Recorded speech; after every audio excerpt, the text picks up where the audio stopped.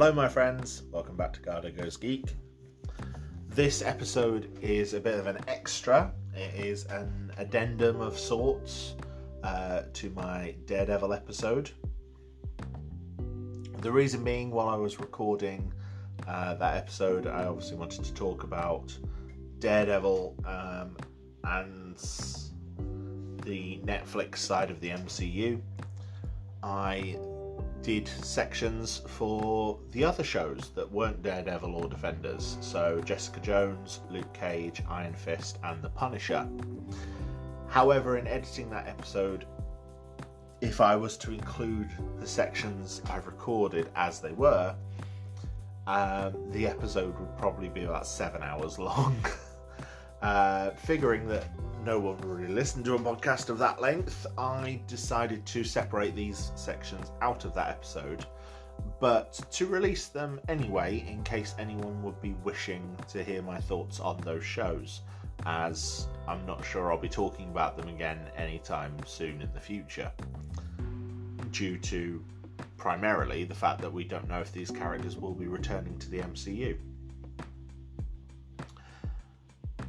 These sections are presented in their original form. There have been some minor edits, but only to the standard of the rest of my output.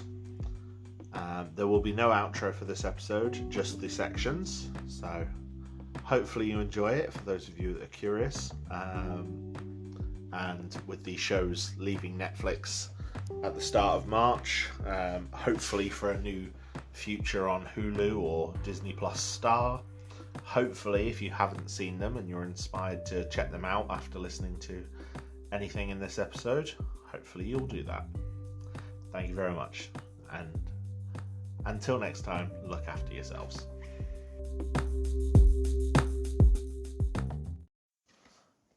Now, obviously, so far I've kept the focus of this episode on Daredevil and its characters, but off of the back of Defenders, I think I just wanted to speak a little bit about each of the other shows.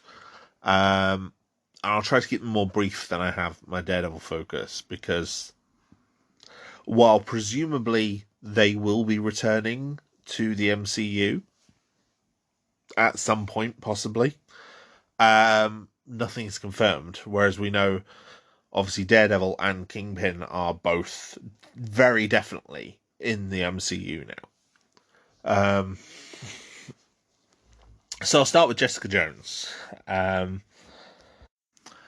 Jessica Jones stars Kristen Ritter in the title role. She does a very, very good job. The first season was released in 2015, November 2015. The second season came out in March 2018, and the third season was officially released in June 2019, about 5 months after it had been officially cancelled in the February. And so the third season was actually advertised as the final season. Now, I'll discuss the cancellations that happened with the whole Marvel Netflix deal later on. Jessica Jones has a very noirish tone, and approaches sexuality as one of its more major themes for characters, including obviously the darker aspect of sexuality with things such as rape and assault and PTSD. It has less of a focus on, say, violence and gore than Daredevil. As I said, Kristen Ritter plays Jessica Jones. She obviously suffers from PTSD due to her trauma at the hands of Kilgrave. Kilgrave is played by David Tennant, which I think is the second episode in a row where he's played a villain. For my podcast, as he was the Lord Commander in Final Space as well. He does a brilliant job as Kilgrave. He is the main villain for Series 1, and I'll speak more about him in a second. Jessica is a bit of an asshole at times, but she's very rough around the edges. She's very dry. She's very sarcastic. She's very standoffish with a lot of characters. Um, but she does seem to be a good person. She does seem to care about people. Um, and this becomes quite clear as the show goes on. Her adoptive sister is Trish Walker. Trish, short for Patricia. She's played by Rachel Taylor. When Trish was a young girl, she was a child star known as Patsy. She now works as a radio host. Trish is a good character. She's very warm. She's very encouraging of Jessica. She wants Jessica to be a hero. She encourages her to be a vigilante. But Trish also probably gets the most development over the 3 seasons. She goes through some very drastic changes.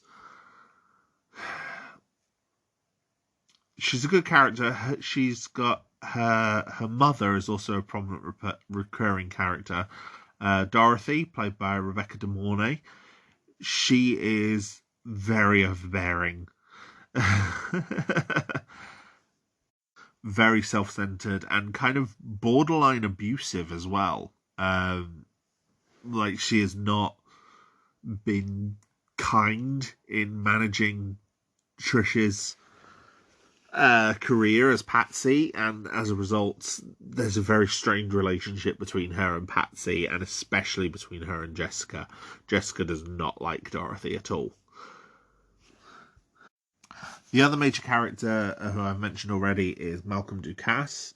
Malcolm Ducasse is played by Eka Darville, who is an actor I know from Power Rangers. He played the Red Ranger in Power Rangers RPM, which, by the way, is probably the series I'd recommend the most for Power Rangers. It's a sort of a post-apocalyptic series. It's very bizarre, but very good. So obviously I was a fan of him in that, and in this he plays a character who, when we originally meet him as a drug addict, he's a neighbour of Jessica's, and he's a drug addict. But we later learn that he was given the drugs by Kilgrave, and Kilgrave is using him to spy on Jessica. And Jessica finds this out and helps Malcolm get clean. And yeah, then Malcolm sort of ends up becoming her assistant at Alias Investigations before moving on to a different role in season 2 and season 3. And the other prominent character I've also mentioned already is Jeren Hogarth, played by Carrie-Anne Moss, the one who played Trinity in The Matrix. She is very, very good. She's a very powerful attorney. She tends to hire Jessica, being aware of Jessica's powers and talents. The character is male in the comics. Hogarth obviously is a woman in the show and is also a lesbian. And she gets some great storylines. In the second season, she gets diagnosed with ALS and has this phenomenal storyline that runs throughout the season, which I really, really like. It's probably my favourite part of season 2 is Hogarth's storyline, where we see her sort of desperate to sort of solve her ALS, and she gets ousted by her partners from her firm at the same time. So she's scared of losing everything, and she ends up being taken in by a confidence trickster and her associate who claims to be a healer. And it's very interesting because we see her in a very, very vulnerable place, which up until now we really haven't seen Hogarth in a vulnerable place. She was a bit of a bitch in season 1. She's responsible for Kilgrave actually getting free at one point and killing several other people. She's also a serial cheater. Like, one of the first things we see her do is sleep with her secretary. And obviously, as a result, that's cheating on her wife, and then that involves her in a messy divorce throughout most of season 1. But yeah, season 2 really turned me around on the character of Hogarth, although season 3 might be going back on that from what I've seen of it so far. I've not completed season 3 yet. I'm currently watching it. But the main villain of season 1 especially is Kilgrave. Kilgrave was born as Kevin Thompson. He was experimented on by his parents, giving him his powers. And he, like I said, he's got the powers to make people do whatever he wants with verbal commands. And it is incredible. He is terrifying. And when we see Kilgrave, it explains a lot of why Jessica is the way Jessica is. Because we see exactly the sort of character Kilgrave was and the effect that had on her. And, even when we learn his backstory, it doesn't make him any more sympathetic. He's a character you loathe. He has just this cold sense of apathy for people because he can make people do whatever he wants. So why should he have to care about them? It's really callous. It's brilliant. The other main recurring character in season 1 is a character called Will Simpson. When we first meet Simpson, he is a police lieutenant, I would say, a police sergeant. And he sees everything in this real sort of black and white. Things are either good or bad. And that kind of clashes with Jessica, who sees things as very much a world of grey. Like, for example, with Malcolm. Malcolm is someone who's initially opposed to her, but is opposed to her because of how he's being used by Kilgrave, so she feels sorry for him.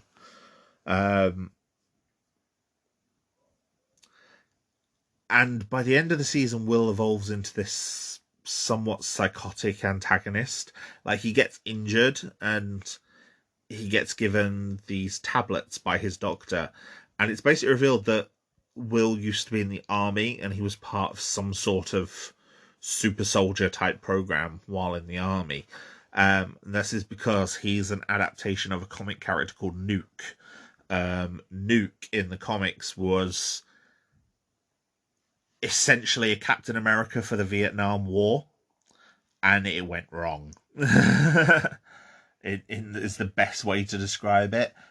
He's given combat drugs to enhance his powers, and they're red, white, and blue. And the reds make him aggressive and angry. The blues kind of calm him down. And yeah, by the end of the season, we see Will as the character of Nuke with the iconic line, "Give me a red." And yeah, it's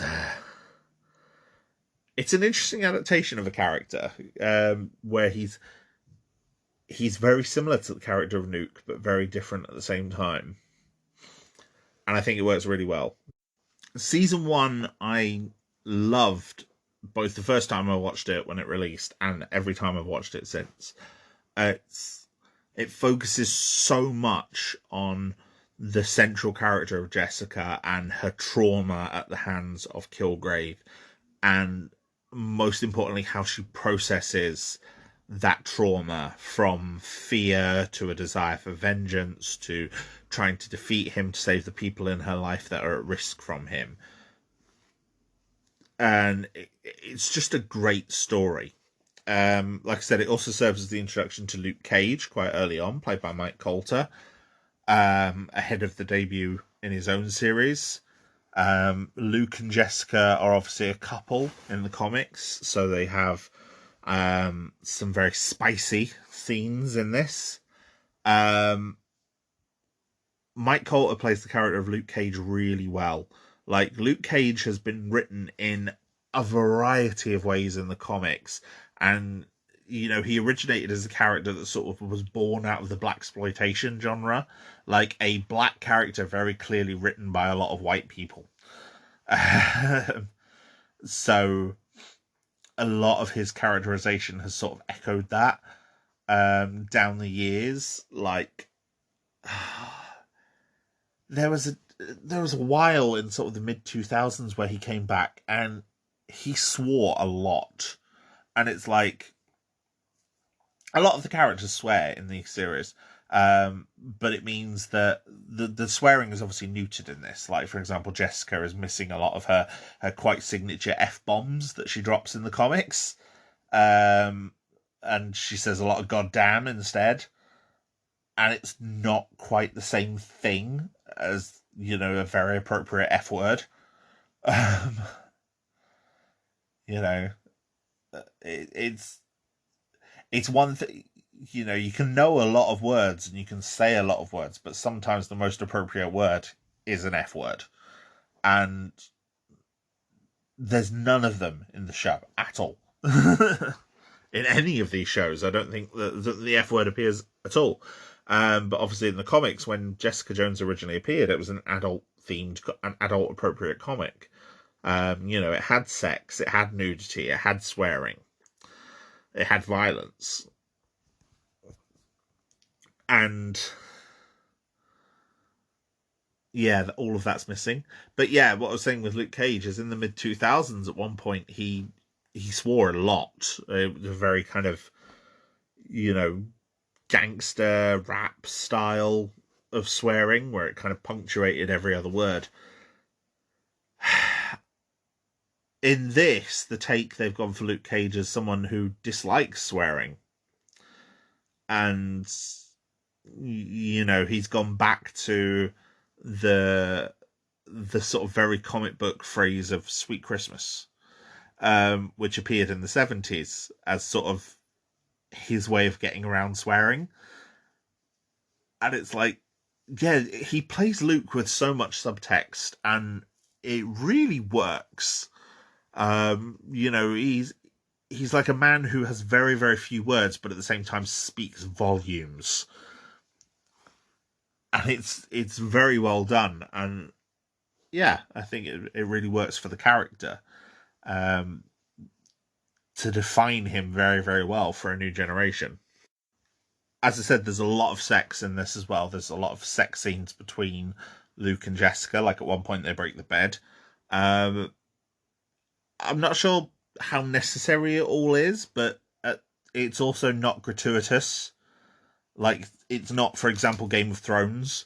There's no explicit nudity. Um, it's generally just sex between consenting adults, and sometimes characters who have been evolved for several episodes as well, like Will and Trish. Will Simpson and Trish end up together at some point as well. So it's a curious choice.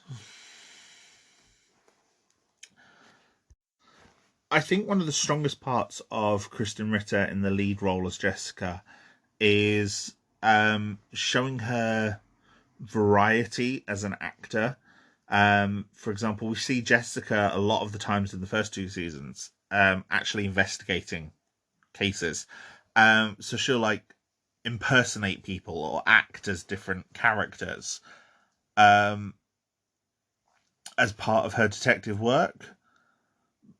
But I think the true talent is with the story writers and directors, how they craft Jessica as this very fully developed, but at the same time very, very damaged character.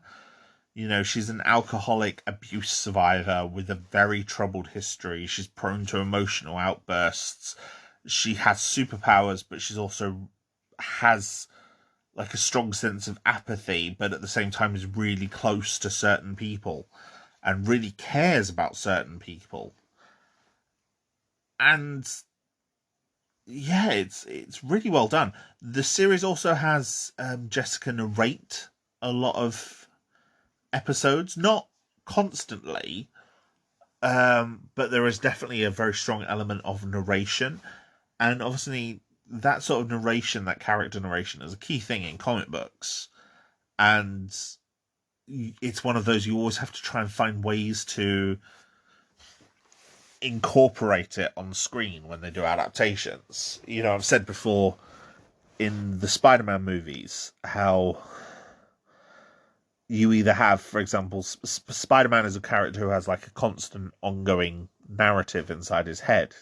His inner voice is quite constant. So you either then have to have that vocalized or absent, or find another way around it. And so, for example, they have him talk to other characters. Um, and so what they've done with this is they have Jessica do it as narration, as though she's like writing up her case notes almost. And it works quite well, I think, because the character is outwardly quite quiet and stoic. Um, so the narration gets us sort of into her psyche and kind of lets us know who she is a bit more. Anyway, the plot with Kilgrave carries on throughout season one. We found out Jessica escaped from him because he ordered her to kill someone, and her killing someone who turned out to be the woman that Luke was in love with, that sort of freed her from his control, and she believed Kilgrave was dead. But obviously he's returned, and he's been obsessed with her all the time that he's been gone. And she tries to capture him to try and get proof of who he is, because she was hired for a client early on in the first episode, because they do a kind of what they did with Daredevil season one, where they do a self-contained plot that's also a bigger part of the plot, and it was a student who'd gone missing, and Jessica tracked her down and realised that Kilgrave was the one who took her, and that was very well done. And then just as she gets this girl Hope to safety and puts her in the elevator with her parents, Hope pulls a gun out of her bag and shoots them both dead due to a post-hypnotic suggestion that she's been given by Kilgrave. Oh, it was very, very good. And just the realization on Jessica's face that Kilgrave's back and that she failed, it was very, very well done. But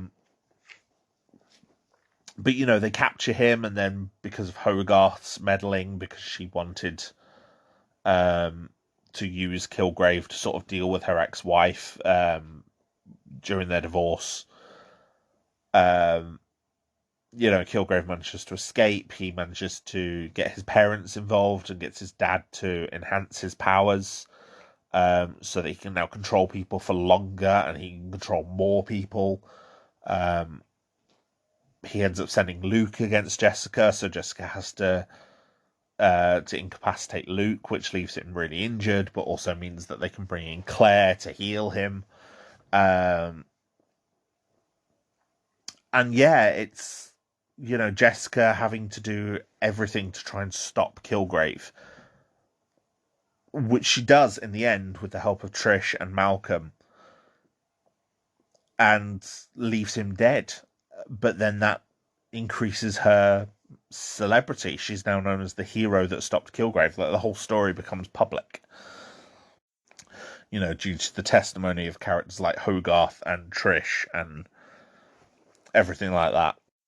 Trish coming to help Jessica in the final episodes as well really kind of develops her and sets her on a path for the next season, because there was a bit sort of in the middle of this first season where it seemed like they didn't really know what to do with Trish.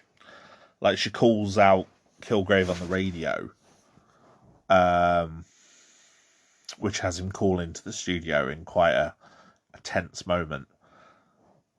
But beyond her interactions with Jessica and her mother and Will, she's not really as much of a part of the plot. She's not a fighter. Like, she brings Will and Jessica together and they conspire to capture Kilgrave, but she's not as much of a part of that.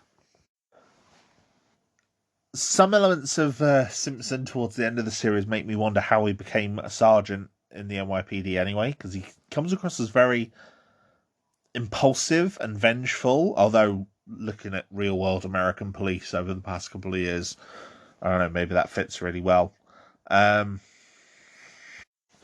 Malcolm, once he's free of the drugs, really becomes an interesting character, very sympathetic. We kind of learn that he wants to help others, and he tries to keep secrets for Jessica at one point, which almost leads to him and several others dying. But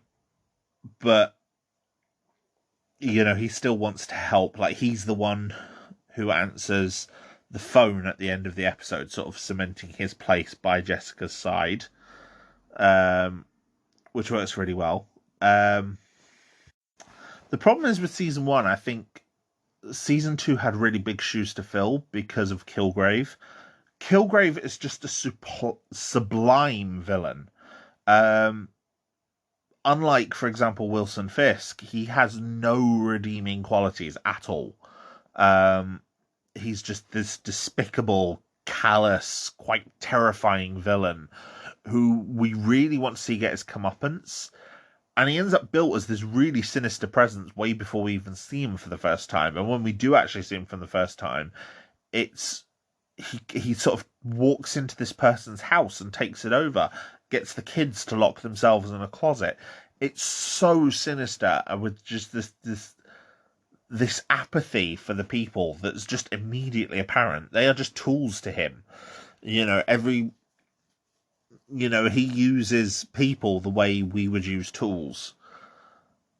And he just has this real flippant disregard for anyone else. And the threat of him is just palpable throughout the entire show. He holds a whole police station hostage. He buys Jessica's childhood home and gets her to come and move in with him. It's very, very well done. And, after he expands his powers towards the end of the show, at one point he sends a whole hospital after Jessica Jones. Because he's now able to use his powers over the radio. So you have patients and doctors both trying to attack her. And it's just a testament to his, and Kristen Ritter's as well, acting talent that, and the script and the direction and the way he's built up and shown, even when he's not directly appearing on screen, that he comes across as this evil villain, and he doesn't feel cliche or forced. And he's quite possibly the best villain in the MCU. Even counting someone like Thanos or Killmonger, or Loki, all these Mysterio, all these other great villains that we've had, even in the new age of the MCU, like Mandarin and Green Goblin. I don't think any of them beat Kilgrave. He's got to be a contender for one of the best realized antagonists in fiction, but specifically this depiction of him. Because he's so good. And, his loss, his death at the end of the season 1 impacts the rest of the show. Season 2 I remember quite liking when I first watched it, but it wasn't as good as season 1. And a big part of that was its villain and its story not being quite as focused. And my opinion's just soured on it since release. Um, yeah, season 2 introduces season 2. Basically, season 2 starts with Trish pointing Jessica towards a group called IGH. They're the ones responsible for Jessica's enhanced abilities. And Jessica gets sort of closer to them and begins investigating them after she encounters someone else, a character called the Wizard, who I never expected to see realised in live action at all, who is a super speedster, who's been given his powers from IGH as well. And he gets killed in this apparent accident after saying that someone was after him. And, Jessica starts to investigate IGH and then realizes that a load of people linked to them are being killed off. First of all, the Wizard, then Simpson reappears and gets killed off, as does his doctor. And as she investigates, she finds out that they're being killed by this woman, and this woman is killing everyone involved with IGH. But the woman turns out to be Jessica Jones's mother, Alisa. And she's played by Janet McTeer, who does a tremendous job in the role. She comes across very threatening when needed to be, but also very calm and very warm and approachable at the same time. Basically, Alisa was helped by IGH as well as Jessica, and she gained similar sort of abilities, but her mental stability was more affected than Jessica's was. And so she's been responsible for killing people to try and hide her away. She's found out that the doctor who experimented on her has fallen in love with her. She's fallen in love with him. He's called Carl Marlis. And yeah, the series basically follows Jessica kind of trying to decide what to do with her mother, while Trish is kind of trying to get her to have her arrested for all the murders that she's done. Yeah, it feels muddled. The whole season feels muddled.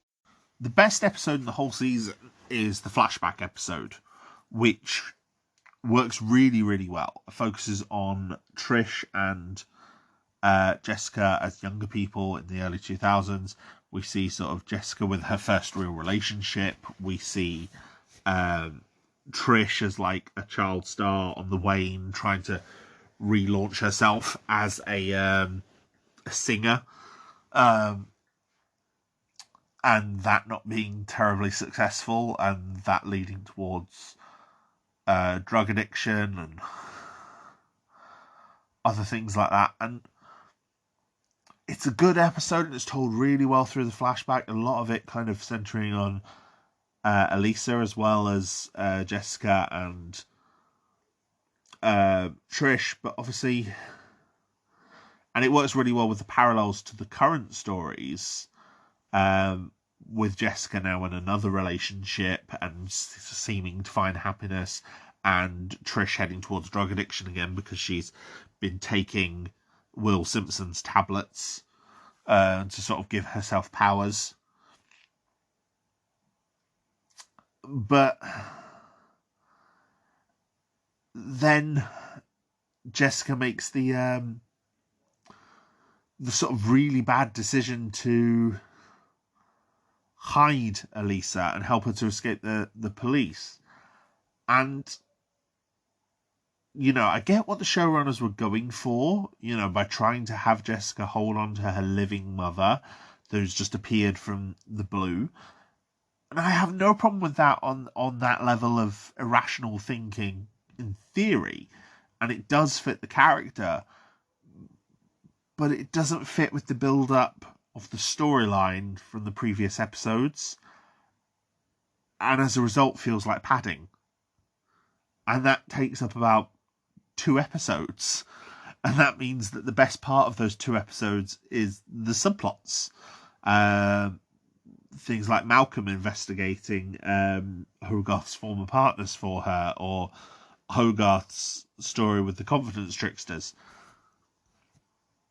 And, Jessica tries to hold on to Elisa, but it all goes wrong, mainly due to Trish. Carl ends up dead after experimenting on Trish. Trish ends up in hospital, almost dead. Trish is trying to gain powers through Carl's experimentation, like she willingly agreed to it. And just at the point in the finale where Elisa's like, I'll go to prison. That's what I need to do, because you need to be out here being the hero and helping people. And, after seeing what Jessica can do. Right then, Trish shoots her in the head. And it creates this divide between Jessica and Trish, which leads into the next season. And, Trish now has powers as well. But, it's just as Jessica has happiness, it has to be taken away. I don't know if there's a way around it where they could have kept Lisa alive. But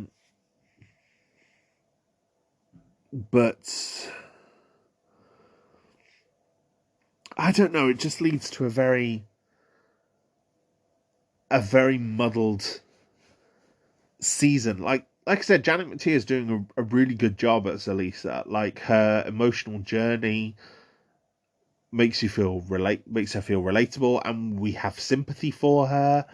Way more than we ever did with Kilgrave. Like, she's a villain, but we don't hate her. We don't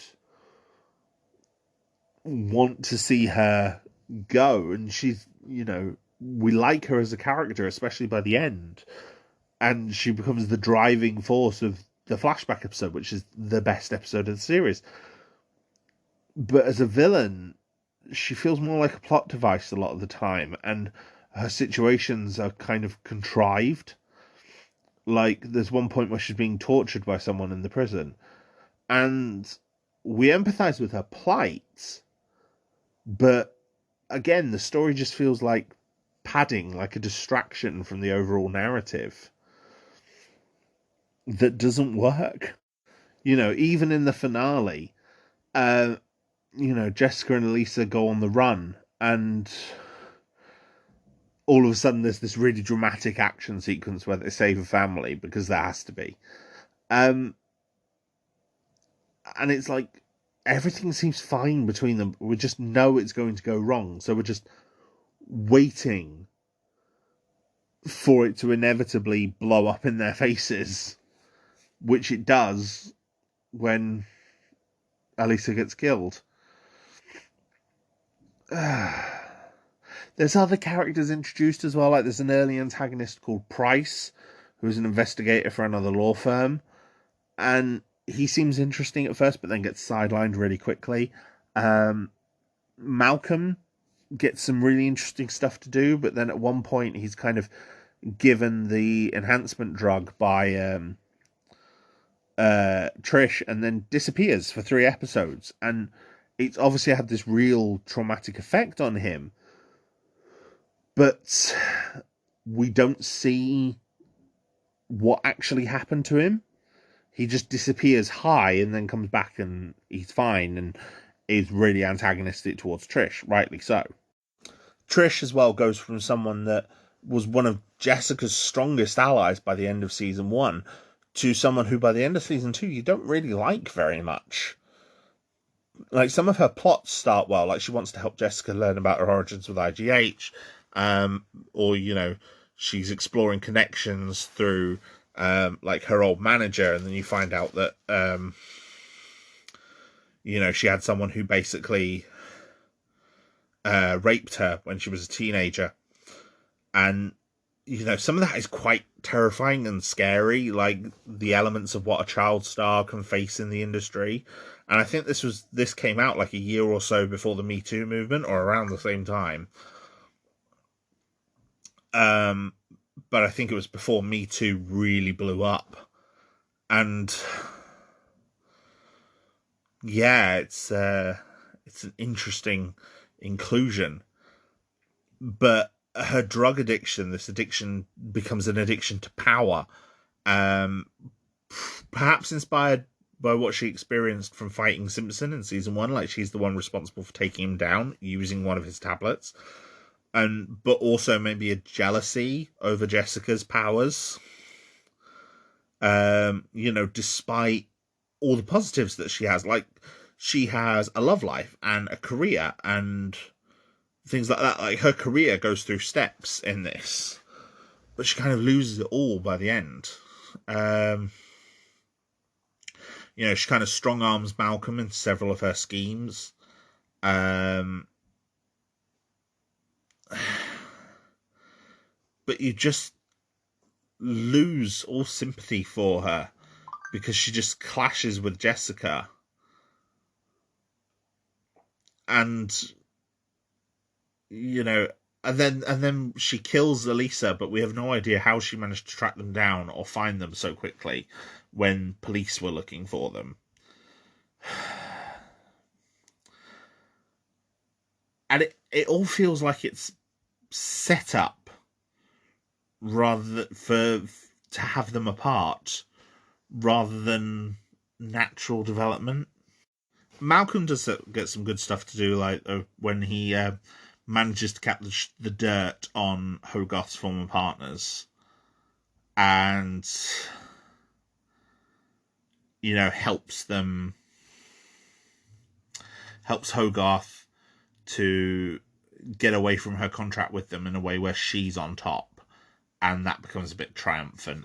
And like I said, I really enjoyed Hogarth's plotline as well with the ALS, and when she finds out that she's been taken advantage of, you feel really bad for her, but then she goes and buys a gun from Turk, and manipulates the two of them into killing each other. And it's very well done. It's kind of a glorious revenge and shows just how cold and calculating Hogarth can be. And then she starts a new firm and she brings Malcolm on as an investigator. Yeah, it's good. Jessica also kills someone in this, and that brings Kilgrave in as like a guilty conscience inside her head. And so you get scenes with him interacting with her as like an inner voice. During some of the more meandering parts of the story. It's only for one episode, but it's pretty good. I do wish it had lasted longer. Like having him as like her inner voice for a longer period could have been good. But then I think we would have just wanted Kilgrave rather than everything else. Because as it is, it's a nice part of just showing how scary he is. Like I said, I am watching season 3 right now. Season 3 involves the divide between Jessica and Trish, and also the divide between Jessica and Malcolm.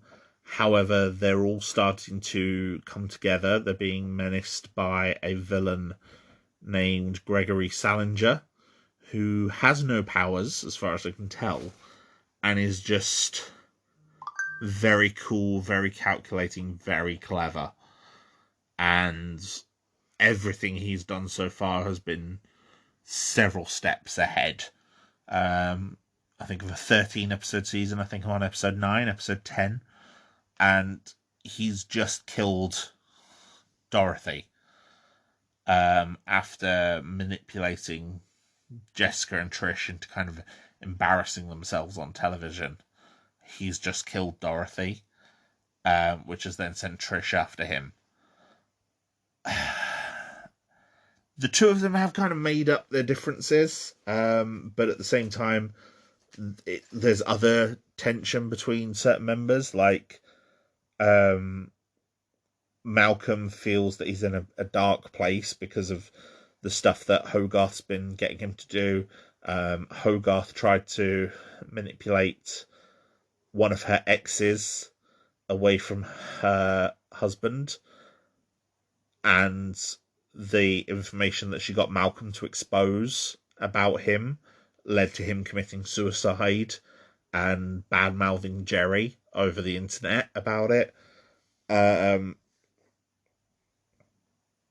Hogarth is now defending Salinger and has taken a very anti-vigilante approach, against Jessica and Trish. So I'm interested to see how it all comes together. And how much of a conclusion it will be, because I don't know if they did go back and change anything or add anything after the official cancellation announcement came down. But Jessica Jones Season 3 is the only thing that came out where they knew they weren't getting anything else afterwards. So I am curious to see how it ends. Luke Cage was the third of the Netflix series to be released. Its first season came after Daredevil Season 2 in September 2016. And the second season came in June 2018. Both seasons featured Chia Hodari Coker as the showrunner, along with Melissa Rosenberg for Jessica Jones. I think those are the only two seasons that have maintained the same showrunner across multiple seasons. Daredevil's had a different showrunner every season. Iron Fist had a different showrunner across its 2 seasons. I think Punisher had the same showrunner, but I think it was joined by extra people.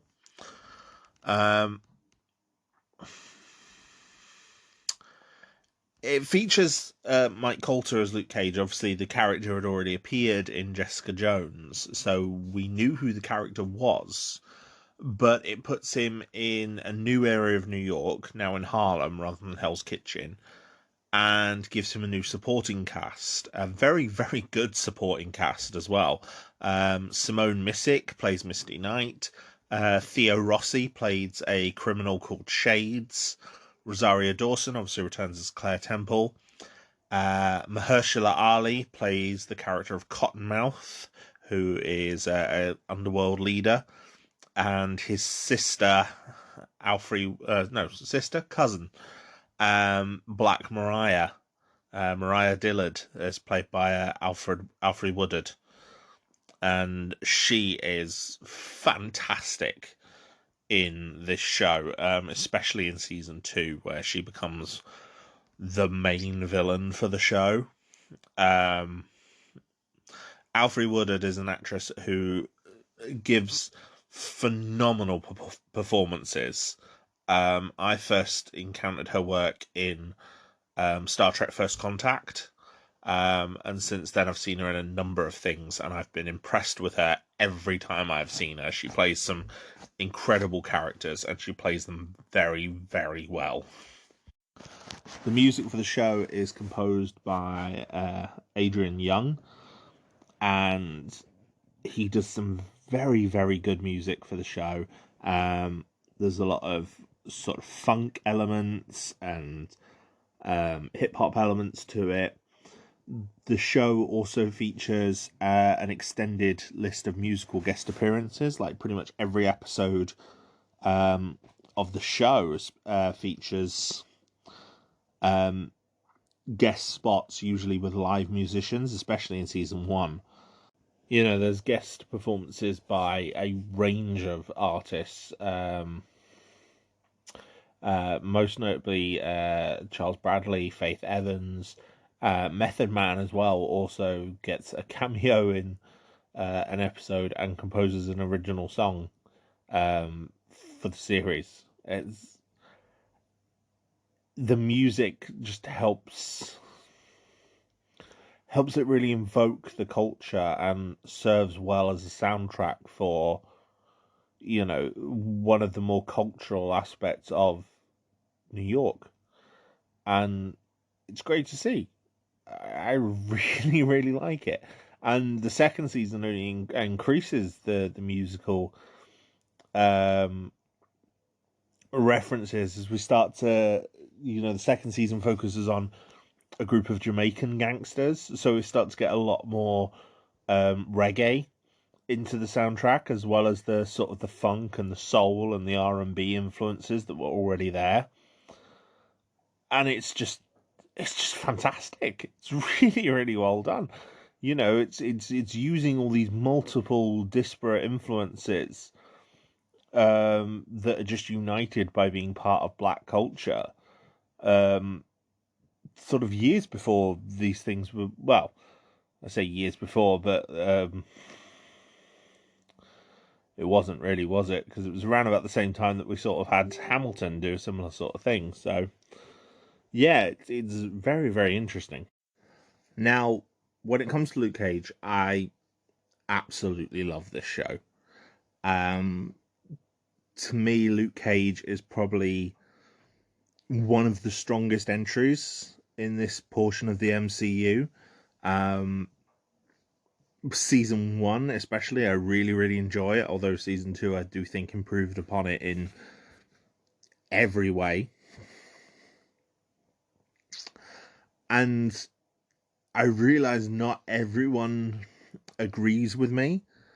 And I think especially pre-Defenders, Luke Cage season 1 is one of the best entries there is, alongside it deserves to stand up there with Daredevil season 1 and Jessica Jones season 1. It's phenomenal. From the minute the show starts, it just oozes a sense of fun and cool, for a lack of a better word, that the other shows just don't have. It's got, obviously, first of all is the music, then you've got these warm characters that just sort of invite you in, and it just feels so welcoming. A lot of the show is built around a sort of central location, which is Harlem's Paradise, which is a club owned by Cottonmouth. His real name is Cornell Stokes. Cottonmouth was a childhood nickname that stuck, that he's not particularly fond of, but it's kind of stuck, and he'll make do with it. And the actual Harlem's Paradise set is this gorgeous location. There's a couple of episodes set wholly within Harlem's Paradise, and you get a real sense of the geography of the building and the layout of it. And obviously the musical numbers that take place there are brilliant and never feel like they're detracting from the narrative. They only seem to enhance it. There's all these warm colours and the lighting, the set design, the cinematography, which stand in contrast to everything we'd seen before in Daredevil and Jessica Jones. I commented a bit about that earlier when I was talking about Defenders. And the characters all make really strong first impressions. I mean, obviously we knew Luke, but we then get, his supporting characters like Pop, who is kind of a mentor figure to him. Bobby Fish, who is a supporting character with a quite a sardonic wit. Misty is this alluring, beautiful woman who is in Harlem's Paradise, who we later learn is a police officer. She's undercover, but sleeps with Luke in the first episode. Cottonmouth, who, despite being the villain, just has a real sort of suaveness to him. Like, one of his most famous scenes is in the first episode, shortly before he beats someone to death. He's talking about the poster of Biggie Smalls that he's got on his walls. Yeah, Biggie Smalls on his walls. That he's got on the wall behind him. And it's got a real smoothness to it. Even characters like Mariah, who just seems so determined to, she's got this dark history and this links to Cottonmouth, but she's also a public face. She's trying to become a public figure to rebuild Harlem. She's a counselor. And then Shades comes in as this kind of wary, makes Cottonmouth wary because he's an enforcer for Cottonmouth's boss, Diamondback. But he just has this almost assassin smile, like the guy's hiding something. And obviously just anchoring everything is Luke Cage, as this character that we're already invested in, already interested in. And the series goes on. The main inciting events are one of Cottonmouth's enforcers trying to get hold of someone who robbed from Cottonmouth, who was hiding in Pop's barbershop. Pop's always had, like, his barbershop has been like the Switzerland of Harlem. Like, anyone can come in there and it's like safe, neutral ground. Cottonmouth's enforcer shoots the place up, which leads to Pop's death, leads to the kind of outing of Luke as a hero. This then causes tension between Luke and Cottonmouth. Cottonmouth then tries to respond by shooting at Luke with a rocket launcher and kind of dropping a building on him, which then outs Luke Cage to the media as like this bulletproof hero of Harlem. And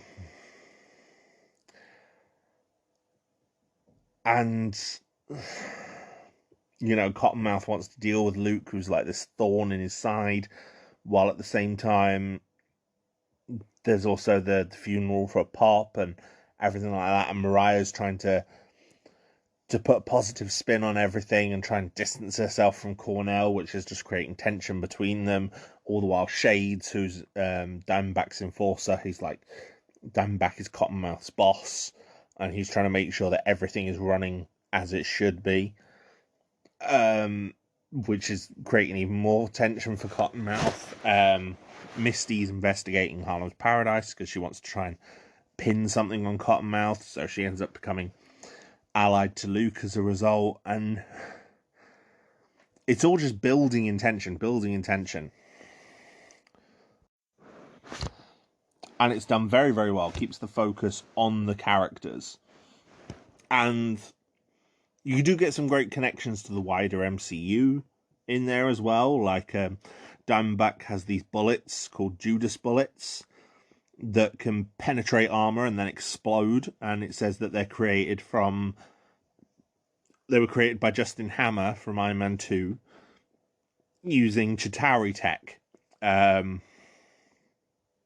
which is a reference to obviously the aliens who attacked in the Avengers movie. And that echoes things that you sort of see in the MCU with the Item 47 one shot, or Spider-Man Homecoming. Trish even gets cameo on her Trish Talk radio show, talking about, the bulletproof hero of Harlem, and getting conversations from callers that sort of highlight that Luke is getting this celebrity around him, whether he wants it or not. He just wants to lay low and get on with his life, but people are like, no, you're a hero, help us, We even get Fisk's lawyer, Donovan, from Daredevil, comes in and just as dislikable here as he was there. And we see him linked to Cottonmouth and Mariah as their lawyer, which also implies a link between Fisk and Cottonmouth, which is possible. I mean, Fisk's plans obviously went beyond Hell's Kitchen, so the two of them would probably have interacted at some point eventually, had Daredevil not taken Fisk down.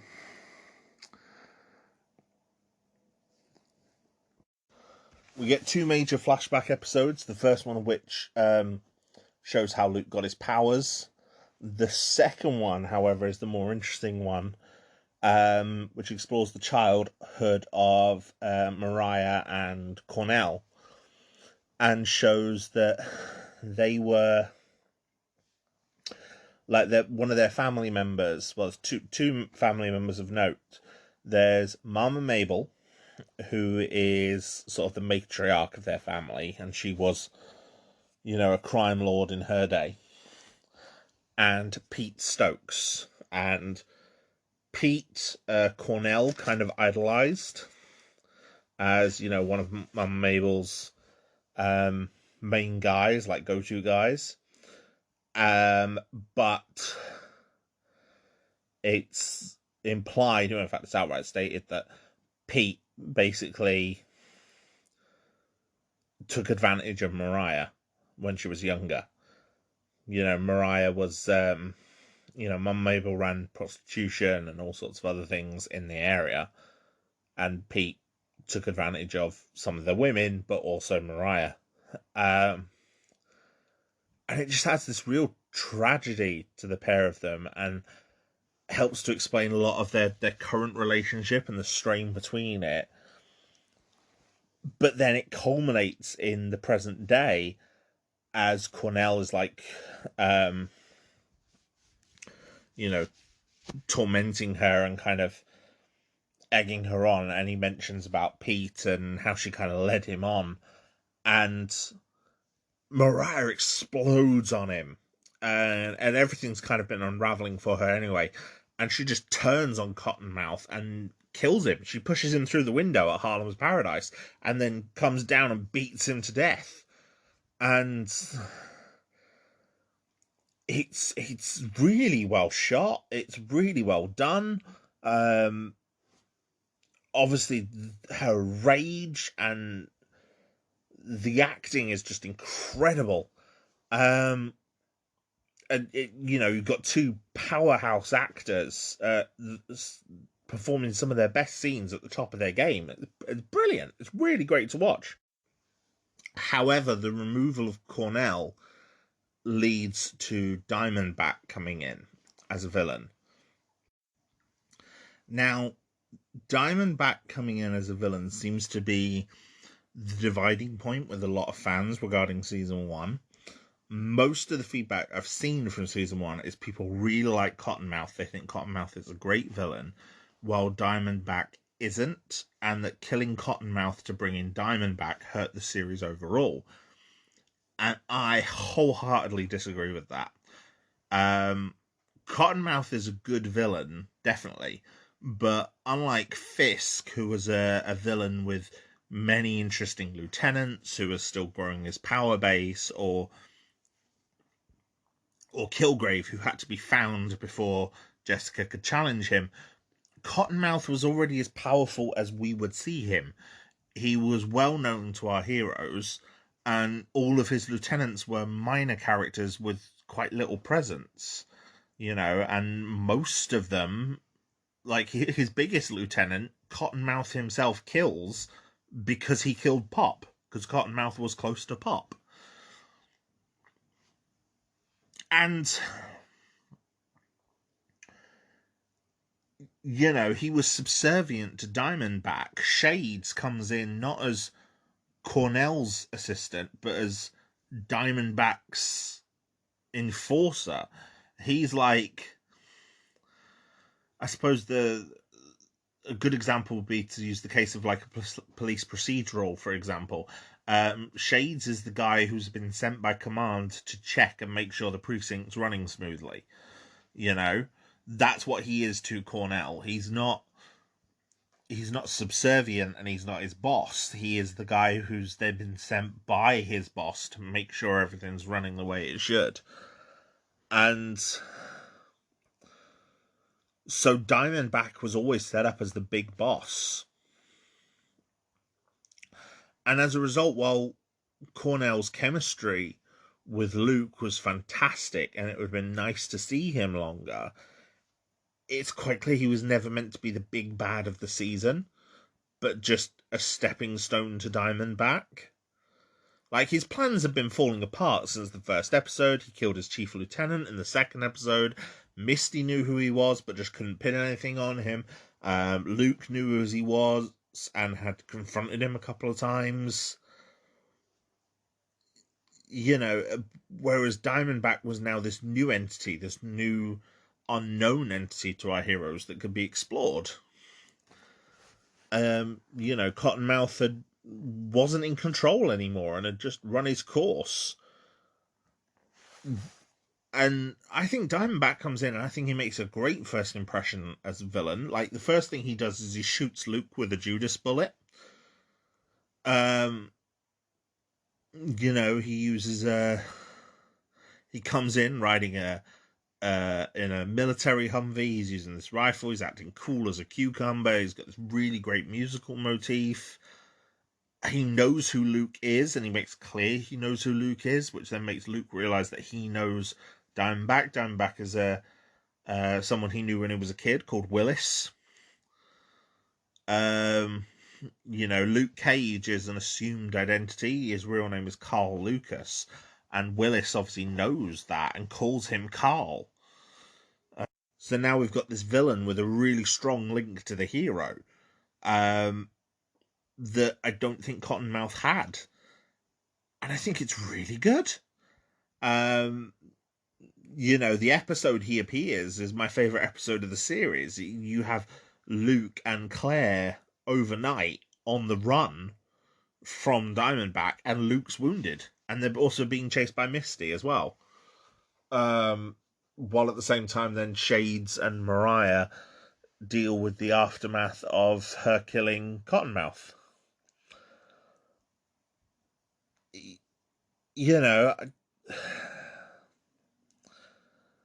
I just stand by my assertion that Diamondback's the better villain. He comes in later on in one scene and he executes 4 mob leaders that Mariah was treating with, and he just comes in, kills them all one by one, and just chews the scenery while doing it. He's played by Eric LeRae Harvey, who was also he played a character called Dunn in Boardwalk Empire, which I've yet to see, but I'm very intrigued to see. And he plays Diamondback with this real swagger.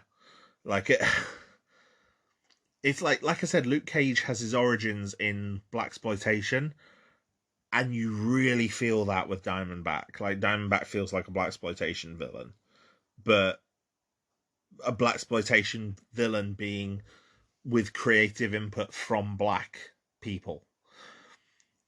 So it doesn't feel like exploitation. It feels like a very good take on it, and it's fun. And I think it's fun, and I think he becomes a solid core for some of the next episodes as Luke ends up on this subplot to try and restore his powers, because obviously he's been wounded and things like that, and some of that just kind of drags on.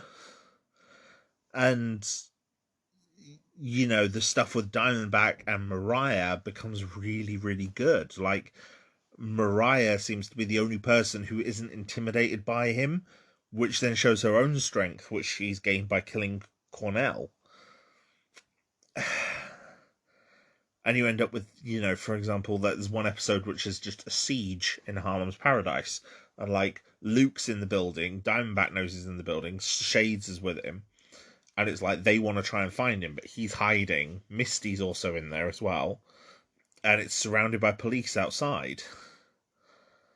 And, everyone's involved in this episode, and the whole situation just starts loud and then just continues to escalate from there. Like, they even bring in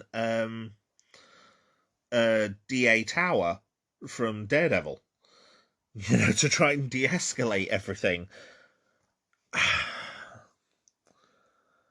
And it's brilliant. And the season ends really well. There's we see Luke's celebrity growing. We see a cop letting him go, despite the fact that he's wanted, just because the cop's like, yeah, you're a hero. I don't believe all that. You can go.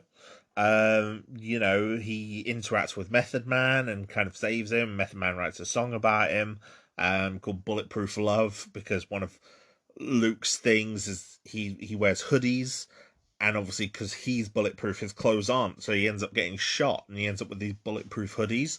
So then you end up with a load of copycat bulletproof hoodies being worn by people on the streets. And it's like, whether he wants to be or not, Luke Cage is a hero. And it's fun. And then Diamondback comes in with this powered up suit. He's framed Luke for murder at some point using this powered gauntlet to make it look like Luke had punched someone to death. While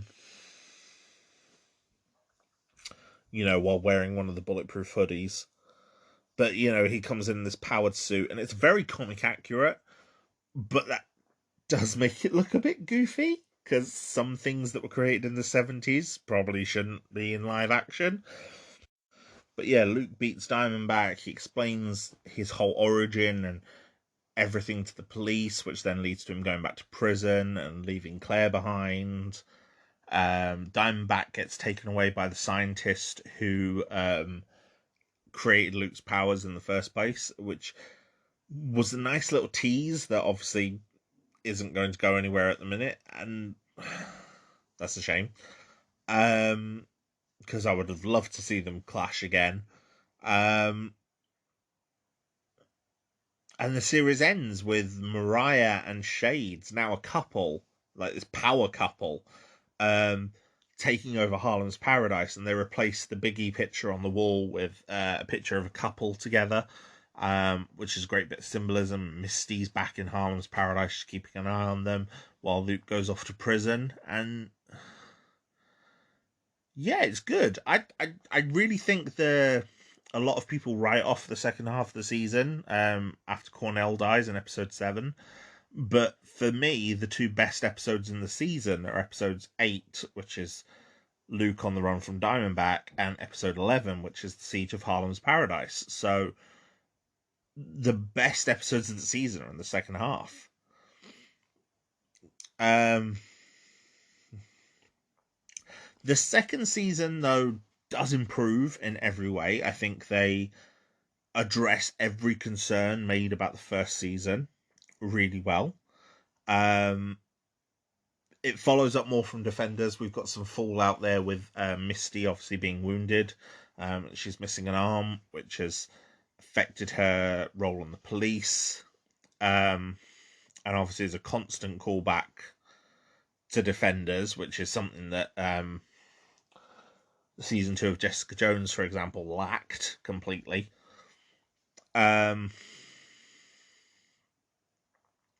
We get the introduction of some new characters and developments of other characters. We get Shades' old cellmate Comanche has come back, and he sort of becomes Shade and Mariah's biggest enforcer.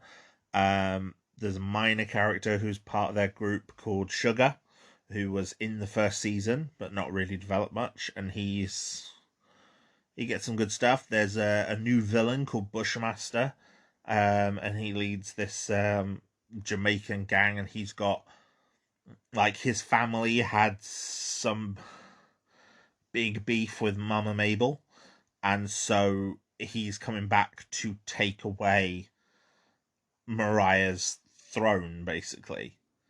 He wants to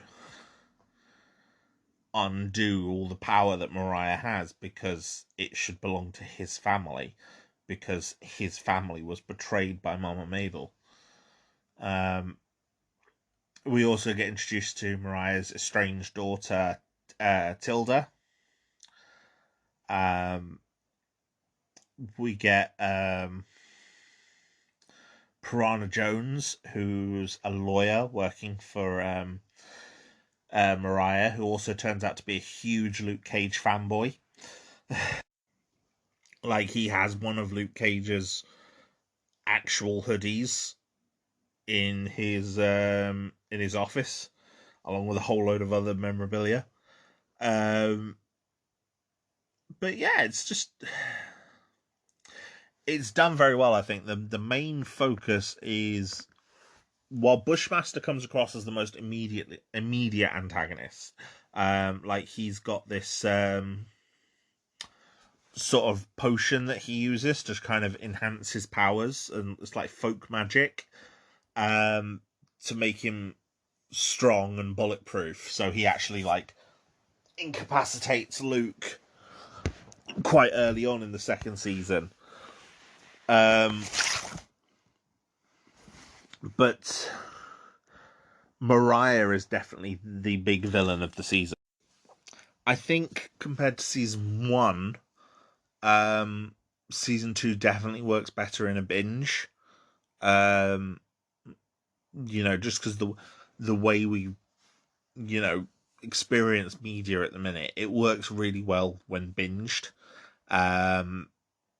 Like a lot of the episodes have plot threads that delve straight into another one. And the conclusions as well generally want you to immediately watch the next one.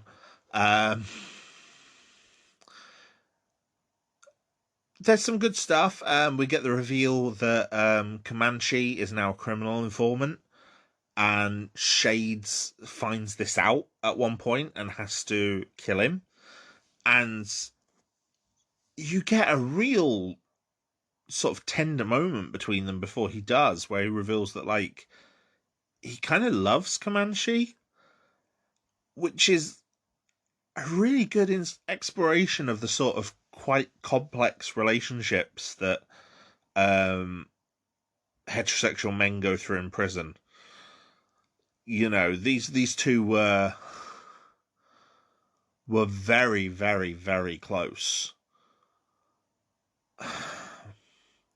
Mariah kind of, constantly under attack from Bushmaster and his stylers, the gang that he's part of, kind of becomes more driven and more vengeful, which then distances her from Shades. Like, she goes to measures that Shades is a bit sort of scared about.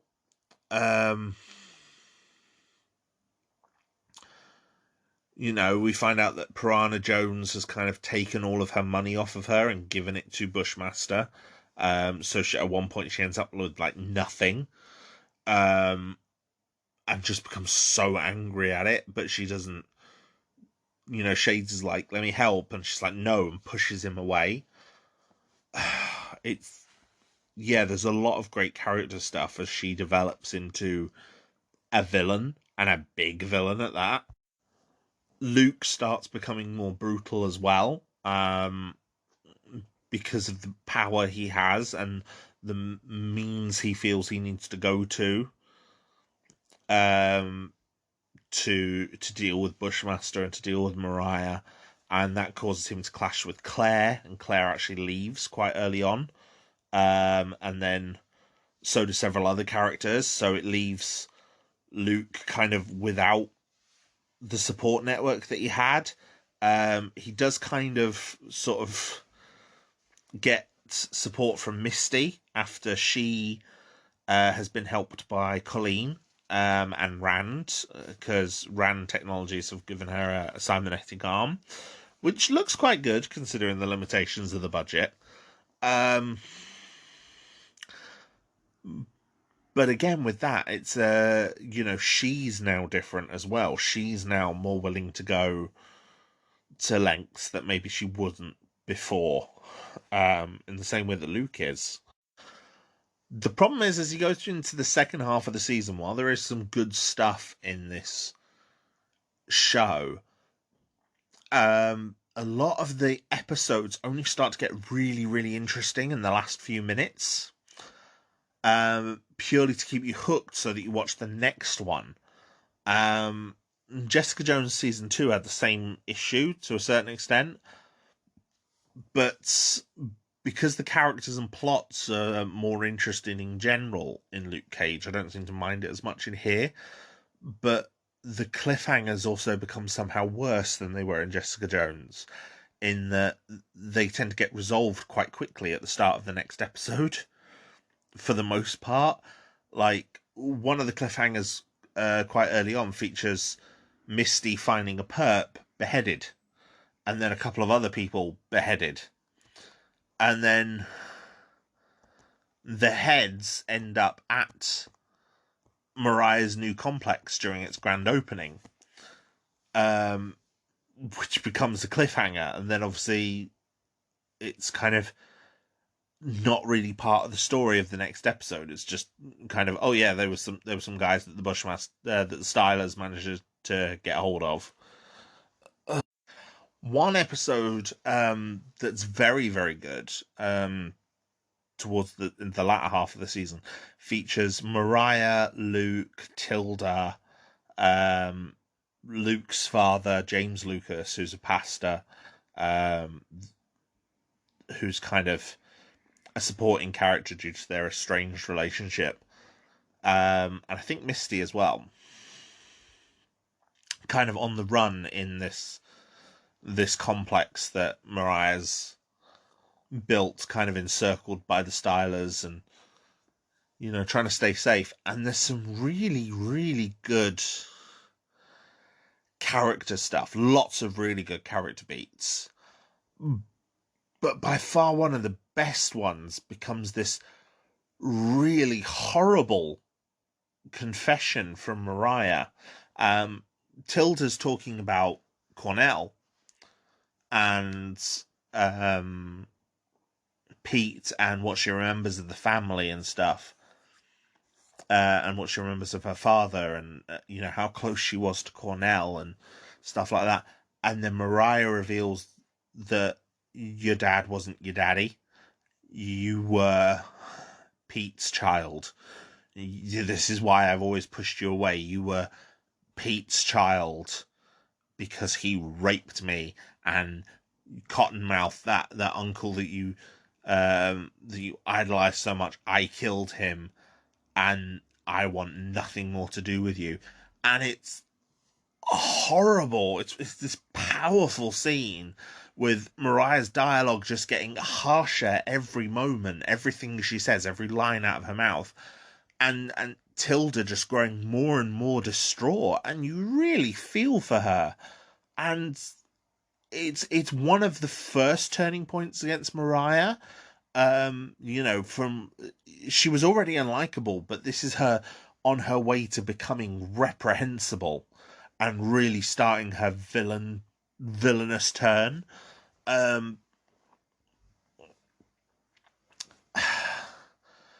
Like one of the later episodes. In fact, I think it might even be the next episode, which is generally quite a light-hearted affair. It supposedly starts like 3 days later, according to a news report, but you wouldn't know that to actually see anything in the episode. The way the characters act was like last night was last night. The events of the previous episode were last night. And Danny Rand comes in and teams up with Luke to help him. And because Danny's like, yeah, it seems like you need a friend. And it's really great to see him because Danny's so positive in this episode in a way that I don't think he ever was in Luke Cage season 1 or Defenders. And it was a good sort of prelude to what we might see in Iron Fist season 2, although having watched Iron Fist since, he seems different in this than he ever was. And I think they were trying to push the heroes for hire narrative, because obviously in the comics Danny and Luke are best friends. Luke and Jessica have a child in the comics, and they named their daughter after Danny. That's how close Luke and Danny are. And it's really great. They've got good chemistry. They've got good lines between them. And there's some really good stuff. But the standout scene of the episode is the finale, which is this incredibly dark moment because Mariah, who by this point has lost everything and has pushed Tilda away, which was like the last thing she had, she captures Anansi, who is Bushmaster's father, I think, or grandfather or uncle, something like that. Like one of the heads of the family for the Stylers, and he owns this restaurant. And Mariah basically takes Anansi into the restaurant, and has her men kill everyone inside the restaurant and burns Anansi alive to burn the entire restaurant down. And it's the darkest we've ever seen Mariah, and it's just this powerful scene, and we have no sympathy left for her at this point. Even Shades seems like completely shaken by her actions. She returns to Harlem's paradise, like taking it back off of Bushmaster, and we see that she's replaced the picture that she had with the Biggie poster again. So she has now become this solo villain, as the Queen of Harlem. You know, so she's become the main villain of the series by this point. And it's great. And we get flashbacks after that. With, Bushmaster, John McIver's his name is, and Mariah as children in Jamaica, and Pete and Mabel are back in it again. And it feels unnecessary because all of the events had been described earlier on in the series, except for Pete shooting John when he was a child. But having the actors back for Mabel and Pete lets them taunt Mariah in the present as like hallucinations, which is really well done. And kind of shows that she's maybe becoming a bit more unhinged. And then Luke kind of decides, well, if we get rid of Mariah and we get rid of Bushmaster, someone has to take over. And he does it. But it's Shades is the real one that's transformed, because his remorse over everything, and everything he's done for Mariah, from the massacre at the restaurant to killing Comanche, it just sends him to Misty, and he teams up with Misty to try and take Mariah down, and just confesses everything to Misty. And like Luke and Bushmaster team up to try and deal with triads and other stuff as well, who are moving into the territory. And you get Shade's confession. It's all very, very well done. And we get we get another kind of siege at Harlem's paradise with Shades wearing a wire, trying to get a confession out of Mariah. Bushmaster attacks. He's been given this new version of his potion by Tilda. So he's now attacking Mariah, and Luke then has to come and defend her. And it's like all the allegiances have just changed sort of so quickly.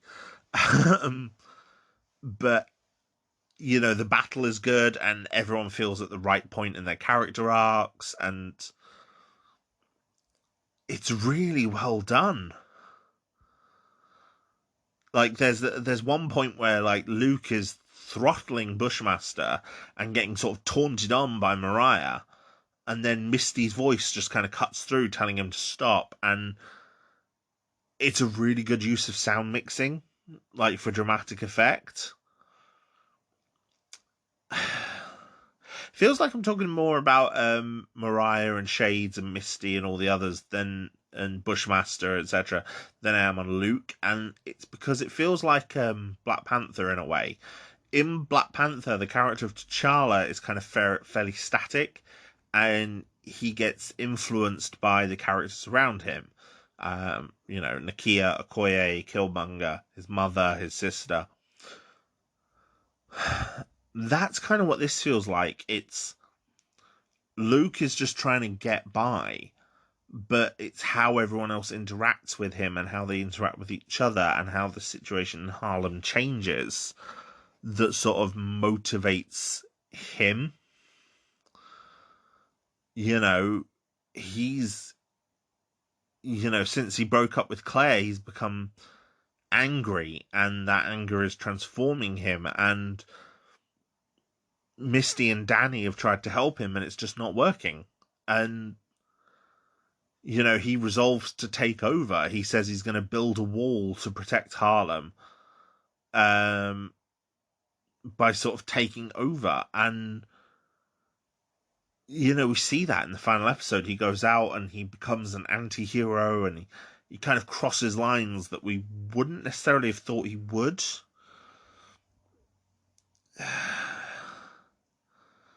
But even then, we get scenes like Mariah in prison, and she manages to have, through Donovan, she manages to get everyone linked with her, everyone who worked at Harlem's Paradise, even like her trusted assistant Alex, who was part of her public job, not part of her criminal job. She orders them all killed.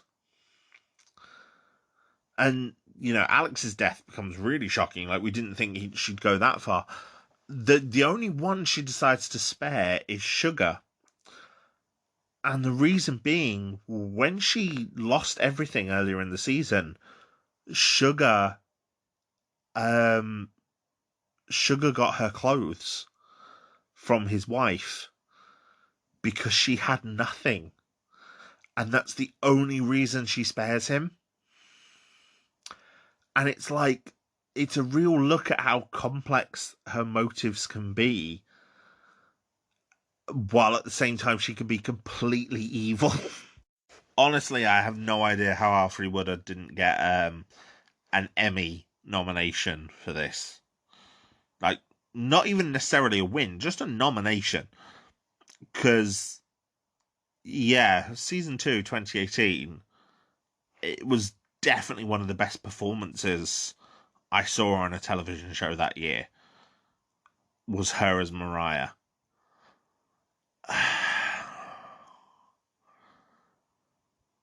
And it was brilliant. And then to top it all off, she gets killed in prison by Tilda, who has already gone to Harlem's Paradise and played on Cottonmouth's keyboard and sung this song, which kind of ended up kind of narrating the show. Like, there was a lot of narrative convenience to the lyrics. But it sort of almost briefly turned the show into a musical. But then she put something on her lipstick and gave her mother a kiss, and that kills Mariah. And that reveal is unexpected, but not necessarily unwelcome. Bushmaster manages to like ride off into the sunset, like he's got his revenge, and he's wounded, but he goes off, sort of escapes any consequences. But then at the same time, with what happened with the massacre, I think Bushmaster's kind of been punished enough, so I'm kind of okay with that. Shades' plea deal falls through because obviously Mariah's dead, so then Misty comes and is able to arrest him, and she feels quite happy about that. But then we find the final sort of punchline for Mariah. She's left Harlem's Paradise to Luke. So Luke takes over in this awesome suit as the king in Harlem's Paradise, with the Biggie poster behind him and everything. And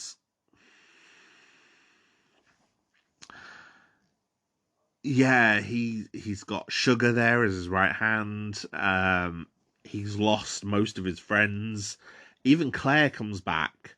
Like, we don't get to see her, but we get told that she's there, and Luke says send her home, and he goes to meet with gang bosses. It's great. I think I think season 2 does so well.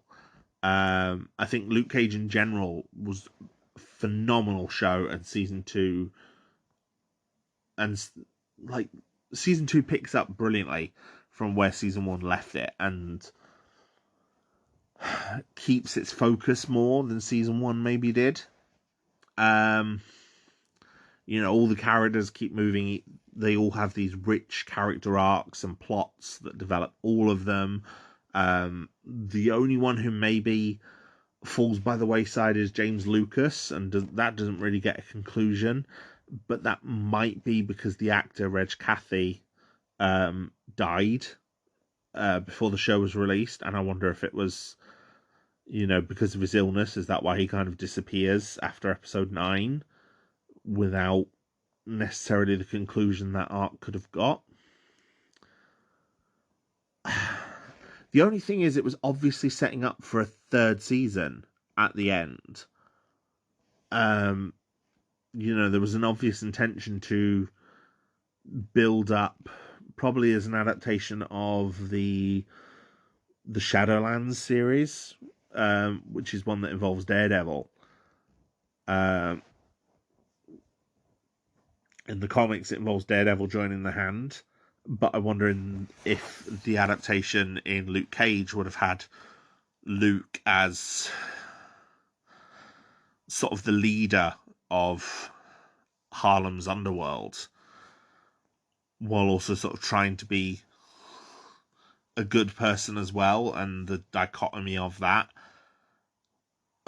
But the series has a satisfying enough conclusion. Like, Luke's new position seems to both fit him and Harlem, but at the same time we also seem to have Misty there ready to take him down if need be. And it's like she's on a position to maybe get captaincy in the police, so she'd have more power to do that. And it feels like with Mariah dead and Shades imprisoned as well, that the 4 main characters have all concluded their story arcs in pretty satisfying ways.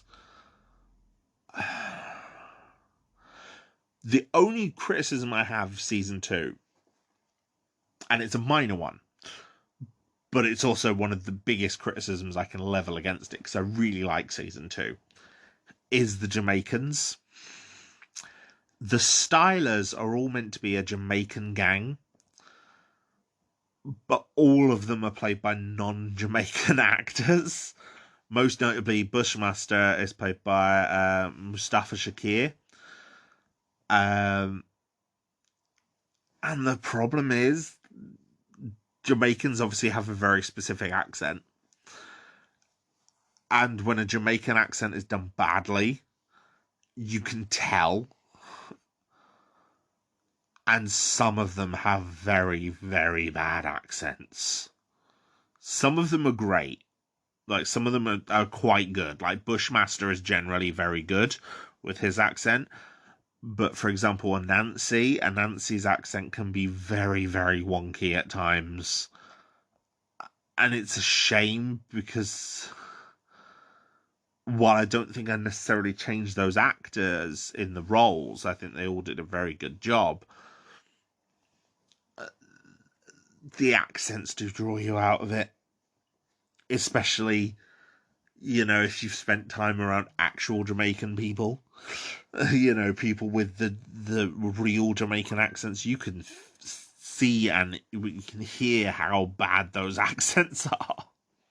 Some of them are very, very bad, because Jamaican is not just an accent, it's the patois as well, and they're all trying it, and it's good, it's all in the script, but some of them are not good at it, and it's a shame, because it's the one thing that I think lets the season down.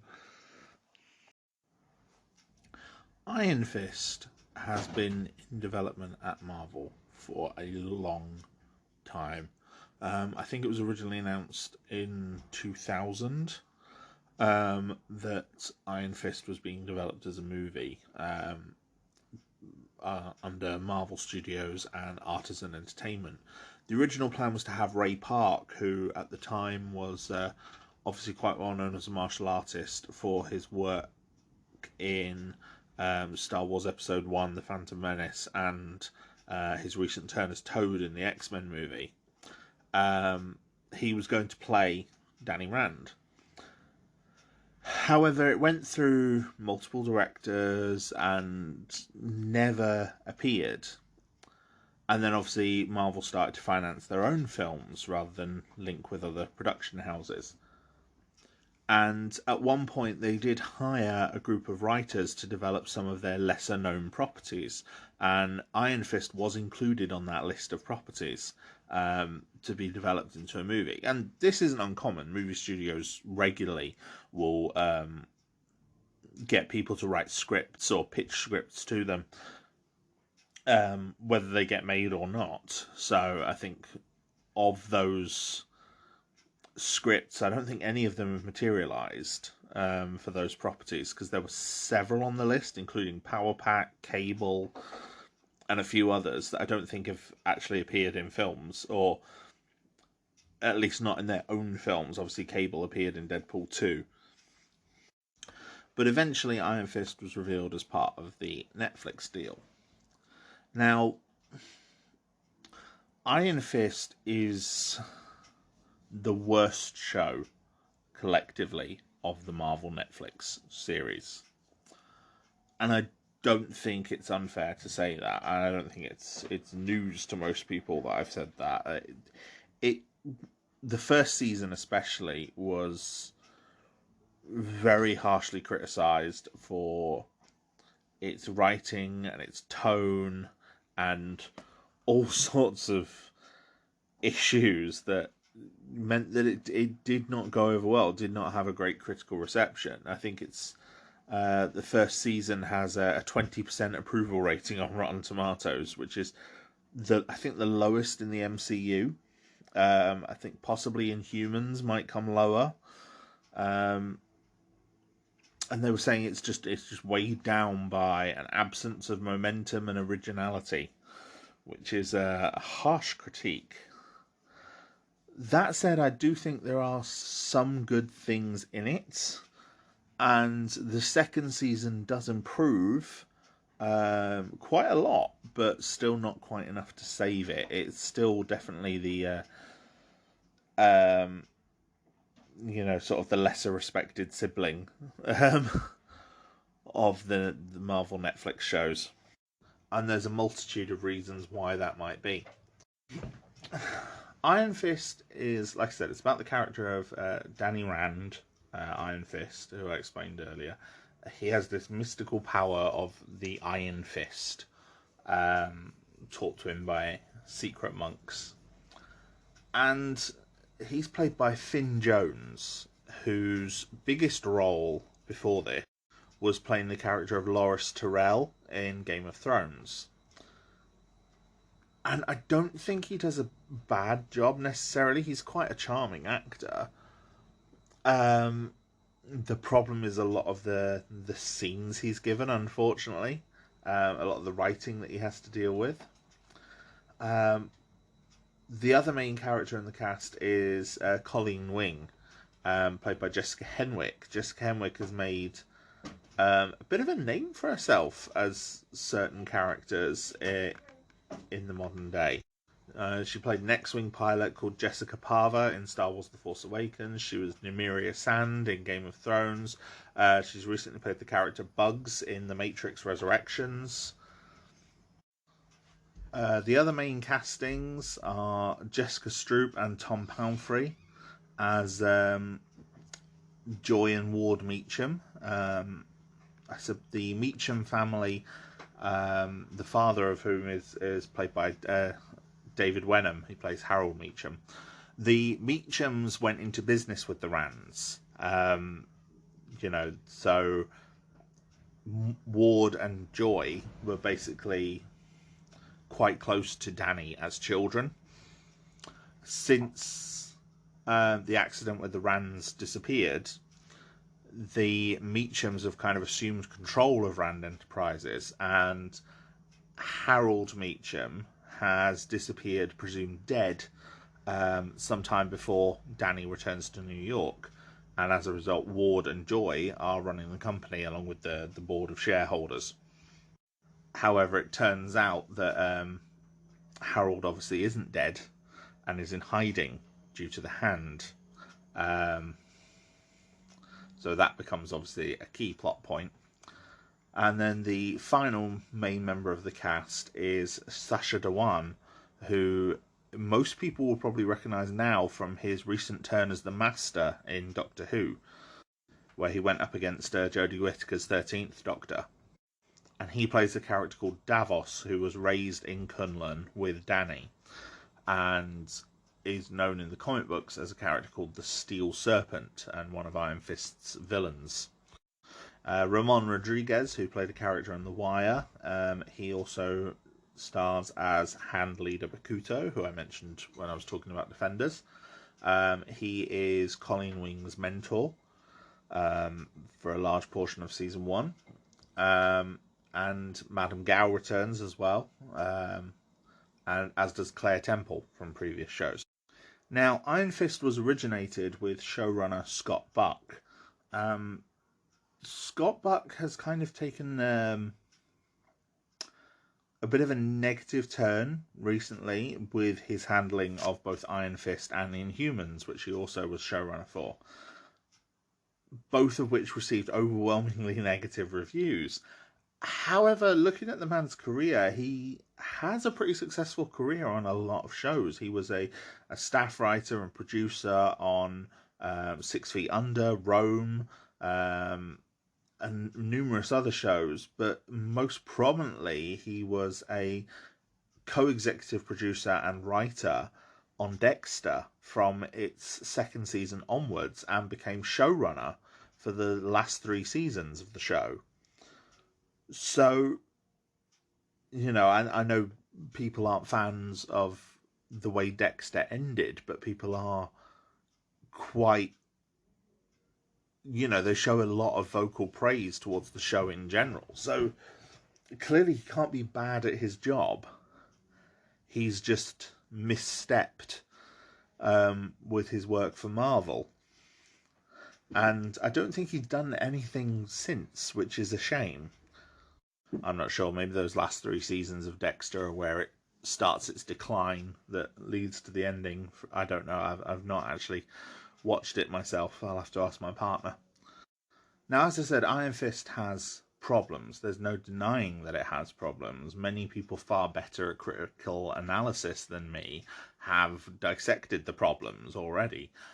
But I always remember that every time I watch Iron Fist, while there are issues with it, I always find I always find quite a bit to enjoy, despite the problems. One of the biggest problems is the story is very, very slow to start. Obviously, with at the time the first season of Iron Fist debuted, we'd had Daredevil and Jessica Jones, which both had very strong openings in their first episodes of each of their seasons. For both of Daredevil's second seasons, as muddled as the story got in the second season, the opening episode was fantastic. And then obviously Luke Cage, which spread its opening moments out more throughout the first 2 or 3 episodes, but we were already invested in that character from Jessica Jones, and there were good events in those episodes. Whereas the first 4 episodes of Iron Fist Season 1 kind of meander a bit.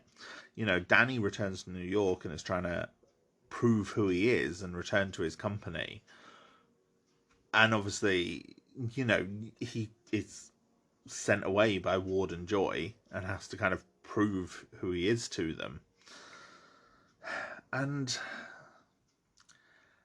it's just very long and drawn out, because obviously they're thinking, oh, this is someone just coming to steal our money, steal our company from us by pretending to be Danny. And, he teams up with Hogarth to sort of become, all these ideas that get introduced in the first episode take several episodes to finally pay off. The whole idea of him getting his identity back isn't resolved until like the 4th episode. He finds out that Harold is still alive, and the ward knows Harold is still alive, but that becomes sort of a minor plot point later on. Sorry, a minor plot point at first, and becomes a major thing later on as the series goes on. And it's just muddled and kind of drags, and it's not helped by how cheap some things look. Apparently the production on Iron Fist was pretty rushed because obviously they were coming down to the wire in terms of trying to get it out. The castings all came quite late. And then obviously there was the work for the Defenders, which was building up in the background as well. And, I think Finn Jones said that he only got like a month's break between Iron Fist and Defenders. That's sort of how rushed things were before, finished filming Iron Fist and had to go straight on to Defenders. And, this is probably where some of the problems come in. Like, there's visual effects to transition to the flashbacks, and quite a few of them look really cheap. A couple of them are quite clever. Like, there's a white bedsheet that transitions into snow-covered mountaintop. That one's done quite well, but some of the others are really sort of, I've seen people make better special effects for YouTube videos with software that they have at home. So it's a shame to see it in what is ostensibly a big budget show. And then one of the other things that gets critiqued quite a lot, and again deservedly so, is the action scenes. Finn Jones was cast in the role of Danny in February 2016. His casting wasn't revealed until a couple of months later publicly. But the show was released in March 2017. So obviously it was filming for several months, then went into post-production. So it means he didn't have a lot of time to do things like fight choreography, for example, or they didn't have a lot of time to prepare elaborate stunt sequences. In fact, the action director has made recent headlines by criticizing Finn Jones over this and saying, he was coming up with ideas and then the actor didn't want to train. That was his exact quote. The thing is, though, Finn Jones has also spoken and said that, he was doing 12 to 15 hour days, quite often as night shoots as well. A lot of the show takes place at night in New York, and sometimes, at the end of a 12 to 15 hour day of filming, you're too tired to train. And it meant that a lot of the time as well, he'd be sort of blocking out action sequences 30 minutes before shooting them. And it does show in the final product that everything is a bit rough around the edges. Everything is not as tight and not as fluid as it could be. And as you'd expect it to be. And it means that, as skilled as Danny Rand is meant to be as a martial artist, he looks inferior when compared to someone like Daredevil, or even to, someone who brawls like Luke Cage or Jessica Jones, because they had more practice with their action work. As a result, the character who comes across as a much more talented martial artist, because the actress Jessica Henwick was able to put more time into training, is Colleen Wing. Colleen Wing has several scenes in the first season where she's in like an underground fight club, and she does a brilliant job of just, seeming to be a strong warrior. And it works very well, but it affects how strong the lead of the show feels. Now, Danny is set up quite early on as the person who is to fight the Hand. That's what he believes his role is as the Iron Fist. The Iron Fist is the champion of Kunlun against the Hand. And that becomes something that Harold becomes very, very interested in very, very quickly. Because obviously he wants to deal with the Hand because they are pursuing him. It's revealed that Harold did actually die of cancer, but was revived to serve the Hand while they use Rand Enterprises for their own goals. And he's under their control. Joy doesn't know that he's alive, only Ward does. And, he continues to run Rand Enterprises in private using Ward as a proxy, which is a great idea. And he wants Danny to help release the Hand's control over him. And he helps Danny by giving Danny control of Rand Enterprises so that he can identify the Hand's operatives in the company. But at the same time, he has this turbulent relationship with Ward that results in Ward stabbing him and killing him at one point, which then sends Ward on a downward spiral that leads to sort of narcotics and plenty of bad decisions. But due to his treatment by the Hand, Harold is able to resurrect again, and that makes him even more unstable and dangerous. And then at this point, Joy finds out he's alive, and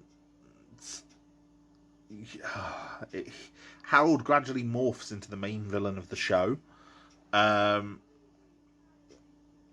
It's revealed that his goal has always been to try and take control of the company for himself. I think it's revealed as well that he sabotaged the Rand plane, so he was responsible for the accident that killed Danny's parents,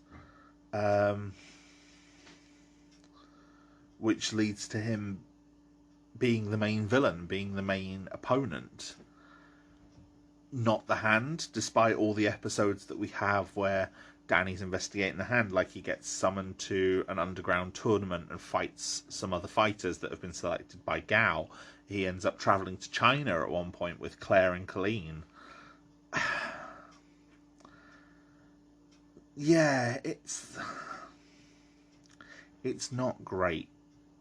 Even when Danny's dealing with the Hand, like when he's dealing with Bakuto, and Colleen tries to suggest to him that maybe there's a good side to the Hand as well, and that maybe Danny's misjudged them, which is a really interesting idea, but it's just pulled off so badly. One thing I do quite like, considering the limited budget, is the special effect for the Iron Fist. They make it look like Danny's hand is glowing from within, and it's a really good effect of channeling the chi, because in the comics, whenever Danny uses the Iron Fist, his hand gets surrounded by like a crackle of energy, which he's then able to wield. Whereas in this, it's not the energy around the hand, it's the energy coming from within his body, and I think it works as a much better visual. And I do wonder if that maybe was where a lot of the budget went for special effects, which is a shame. And he does some cool things with it. Like, there's one point where they fight, not the Hand, I think it's Triads, because there's some issues with the Triads dealing with the Hand, and the Triads come at him with like double hatchets, like a hatchet in each hand, and at one point he solidifies the fist and catches a hatchet on it, so then the hatchet cracks, like the metal axe head just shatters when it hits his hand, and it's like, that's a really good use of the fist.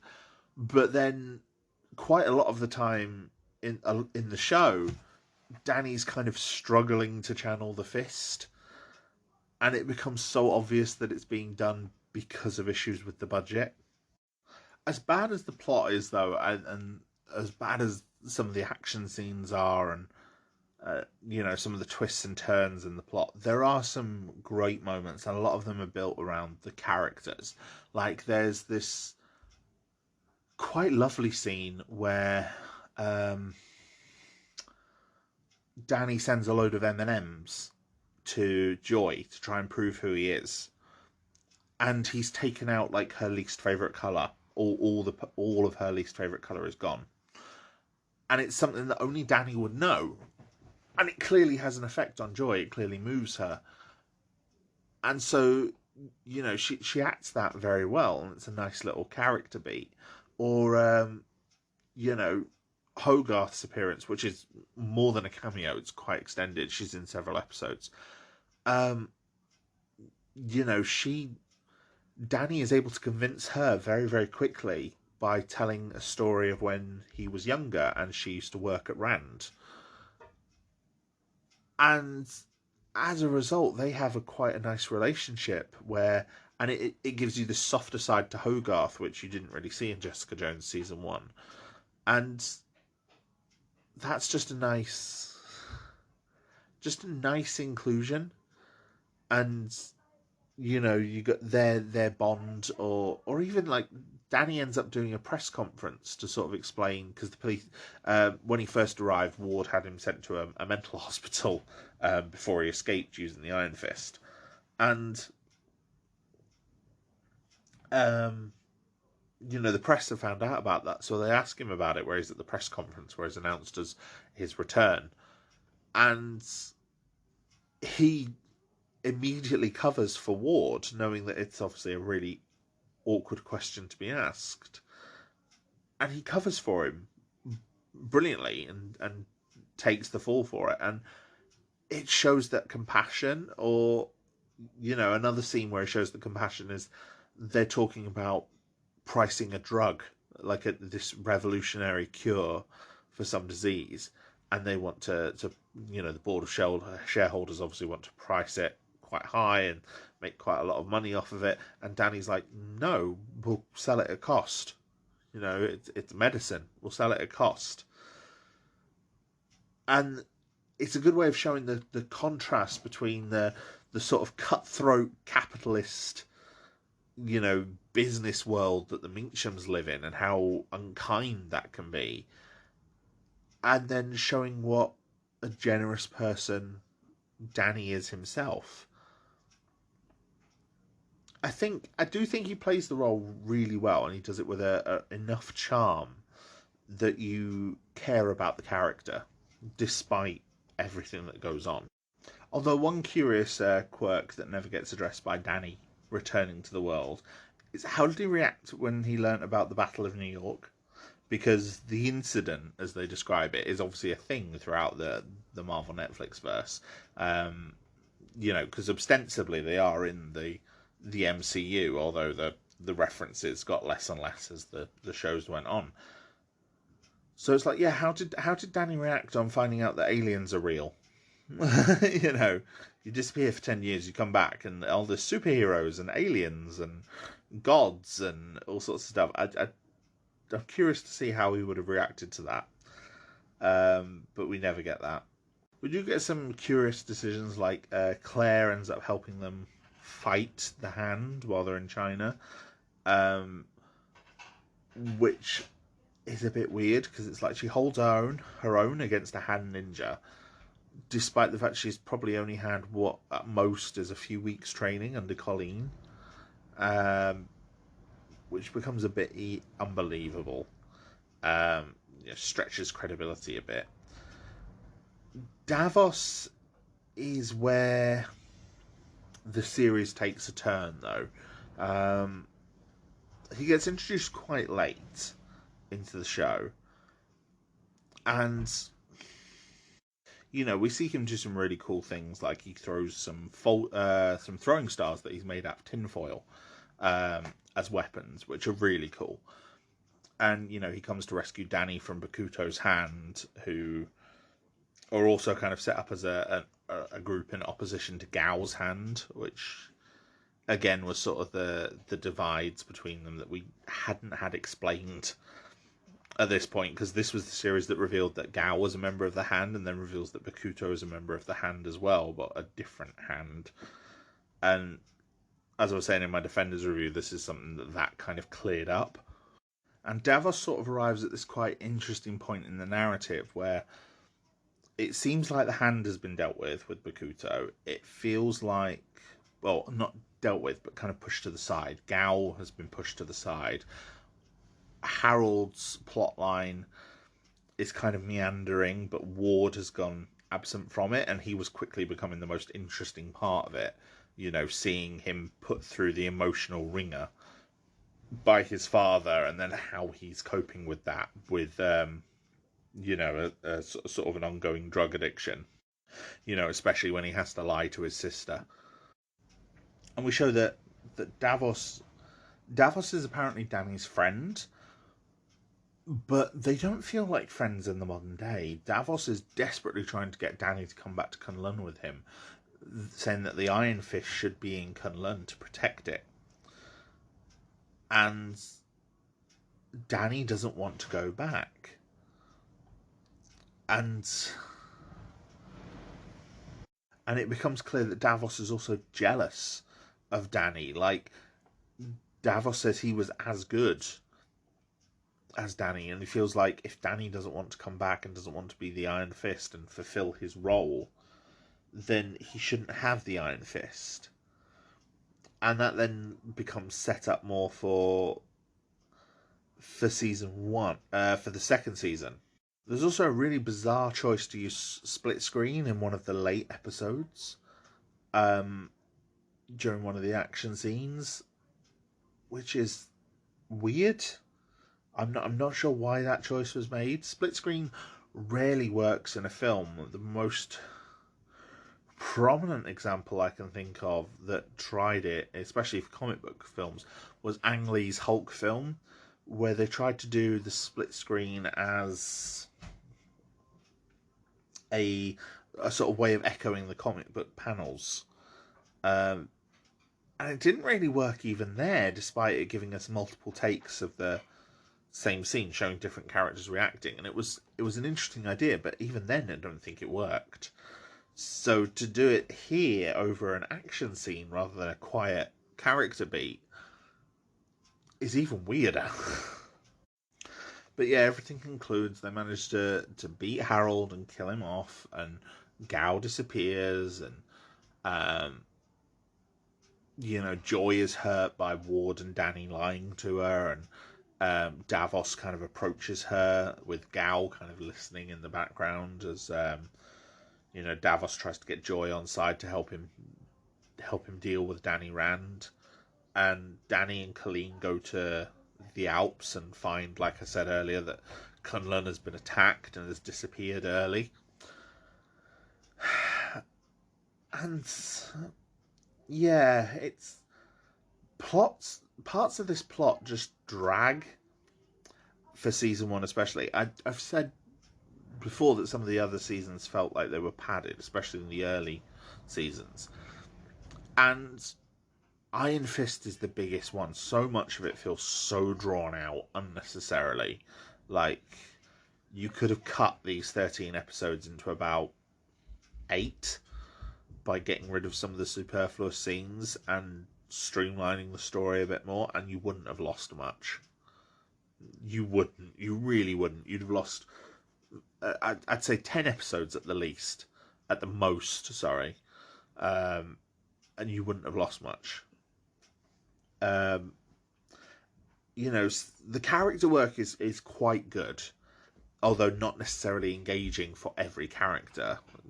Danny, Colleen, Ward, they all kind of shine, but then some like Harold, Joy, whose character kind of flip-flops a bit, she becomes very antagonistic towards the end.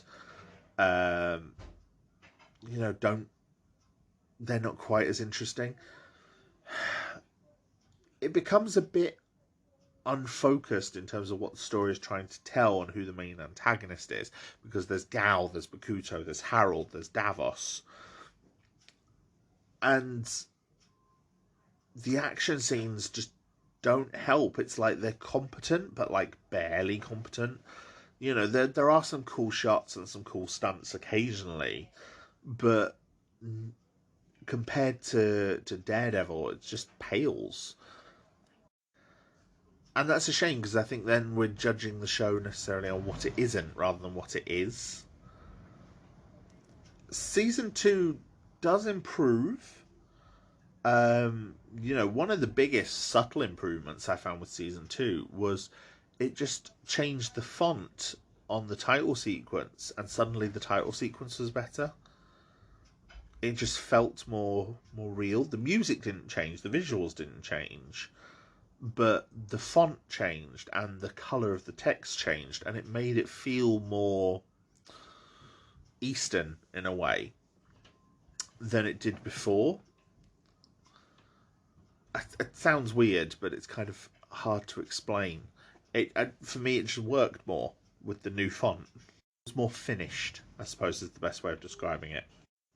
As to the series itself, the action scenes are a lot better. There's better choreography, there's better direction. The plot line is perhaps a bit more focused, but still not brilliant. I think your mileage for the season 2 will vary depending on your investment in the characters. While I quite like Danny and Colleen and Ward, Davos and Joy I wasn't quite as involved with, and Davos becomes the main villain of season 2. Using Joy to help him, and they introduce a new character as well, played by Alice Eve. Now, Alice Eve is probably most famous to most people for her role as Carol Marcus in Star Trek Into Darkness, where she gets the gratuitous shot of her in her underwear. And she comes in as a version of the character Typhoid Mary from the comics, who is this a character with dissociative identity disorder, where one of her sides is Mary Walker. Is Mary, and Mary is a sort of quite quiet, unassuming woman, and then the other half is Walker, and Walker is this quite aggressive personality who gets hired by Joy and Davos to take down Danny and bring him in unconscious so that Davos can steal the Iron Fist from him, which he does, which gives Davos the Iron Fist. And Davos's Iron Fist, perhaps as a sign of his aggression, is red, unlike Danny's kind of golden yellow one. And it's not bad. It's the only problem is you then have the main hero depowered and Davos doing what Danny should do, but much more brutally. Because he's not going after the hand, he's going after like street thugs and taking on the role. I should also add season 2 had a brand new showrunner. The showrunner was now Raven Metzner, who got his start as a writer on Elektra, like the Elektra movie, before working on shows including Heroes Reborn. And he does a decent job. And the show is also streamlined down to 10 episodes now.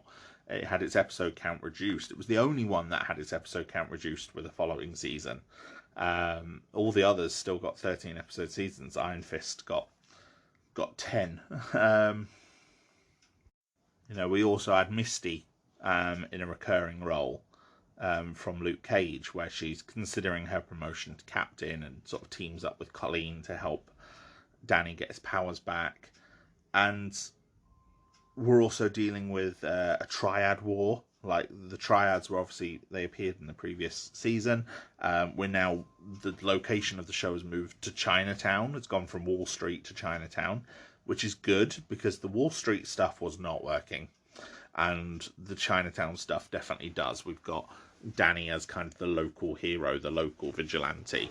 In the same way that Daredevil's very much based in Hell's Kitchen and Luke Cage is very much based in Harlem, this is now very much based in Chinatown. And it works. And it helps to improve the tone and the quality of the show and the feel of the show. But, and Colleen becomes a big part of this. And, it turns out the police are investigating the triads, which is how Misty becomes involved as well. because Colleen and Danny tried to negotiate like a ceasefire between different groups. But he noticed someone outside, and it turns out the person he noticed outside was a police officer. He thought it was someone coming to attack.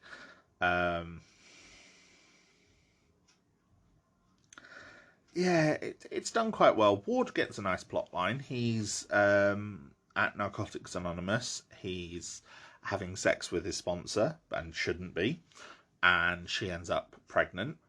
And then he debates what to do about that. You know, he wants to get better and to support a child, which is lovely. I think it's interesting.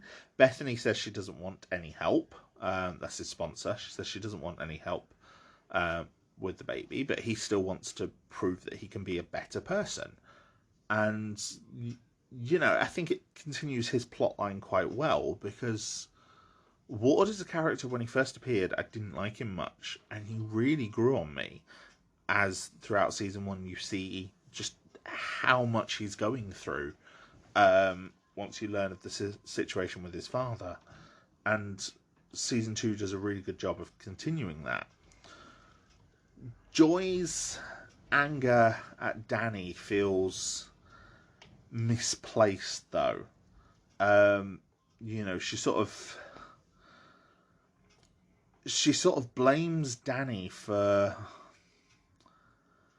like her life unraveling, you know, like finding out her father was still alive. And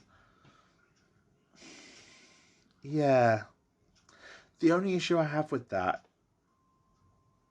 is that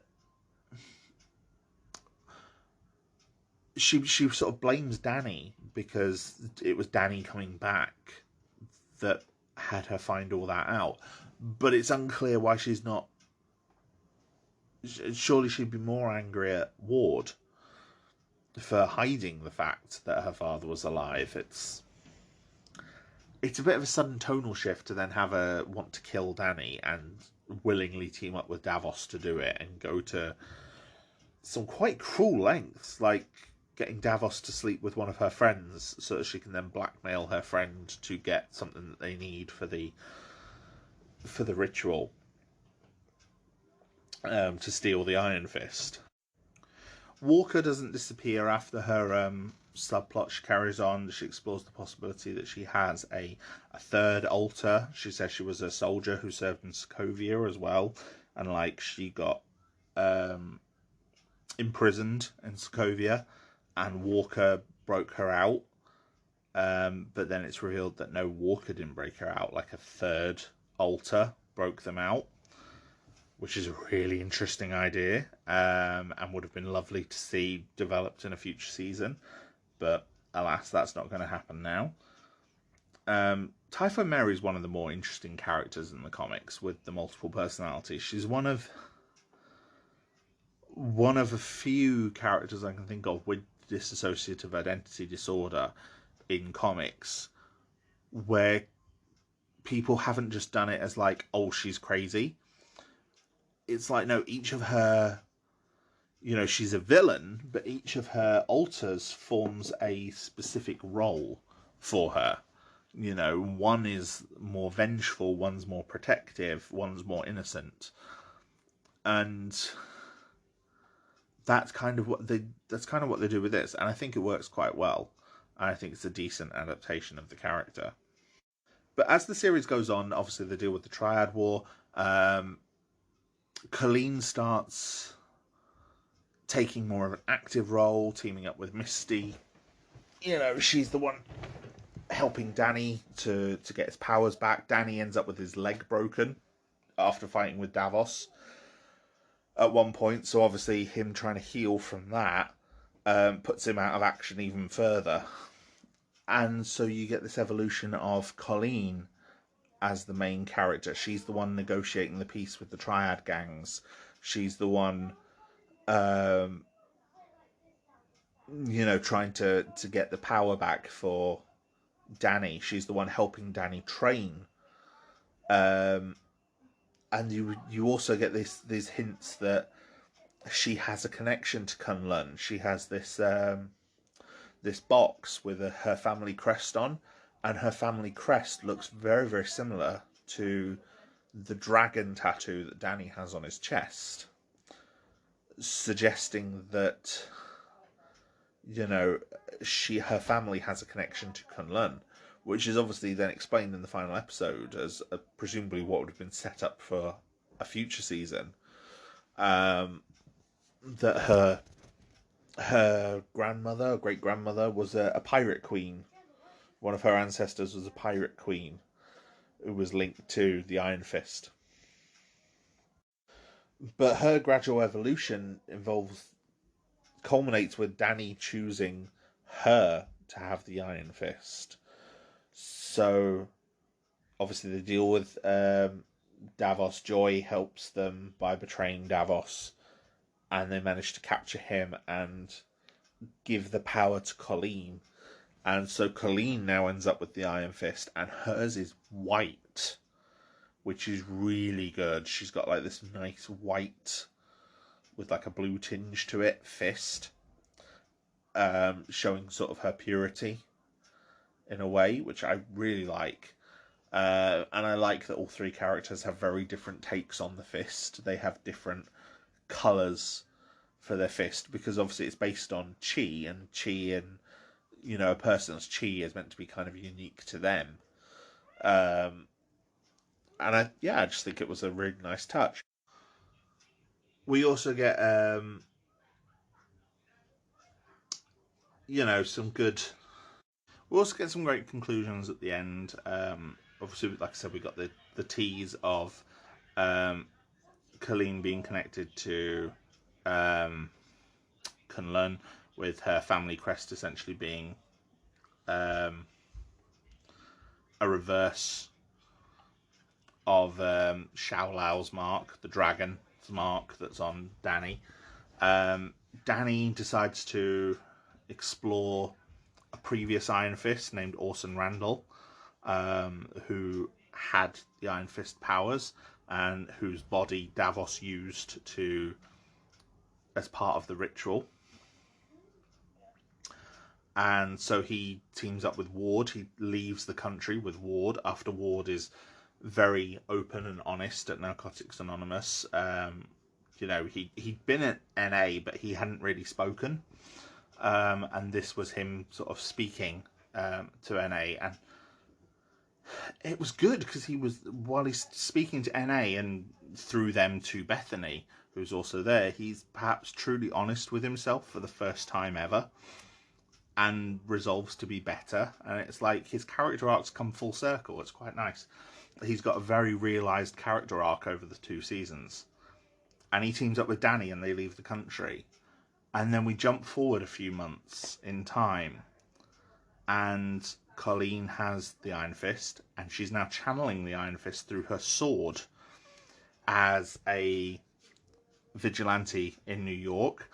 And we then see Danny has also got the fist back, and he's now able to channel it through both hands through guns, which he uses to shoot someone's bullets out of the air, as they're travelling towards him.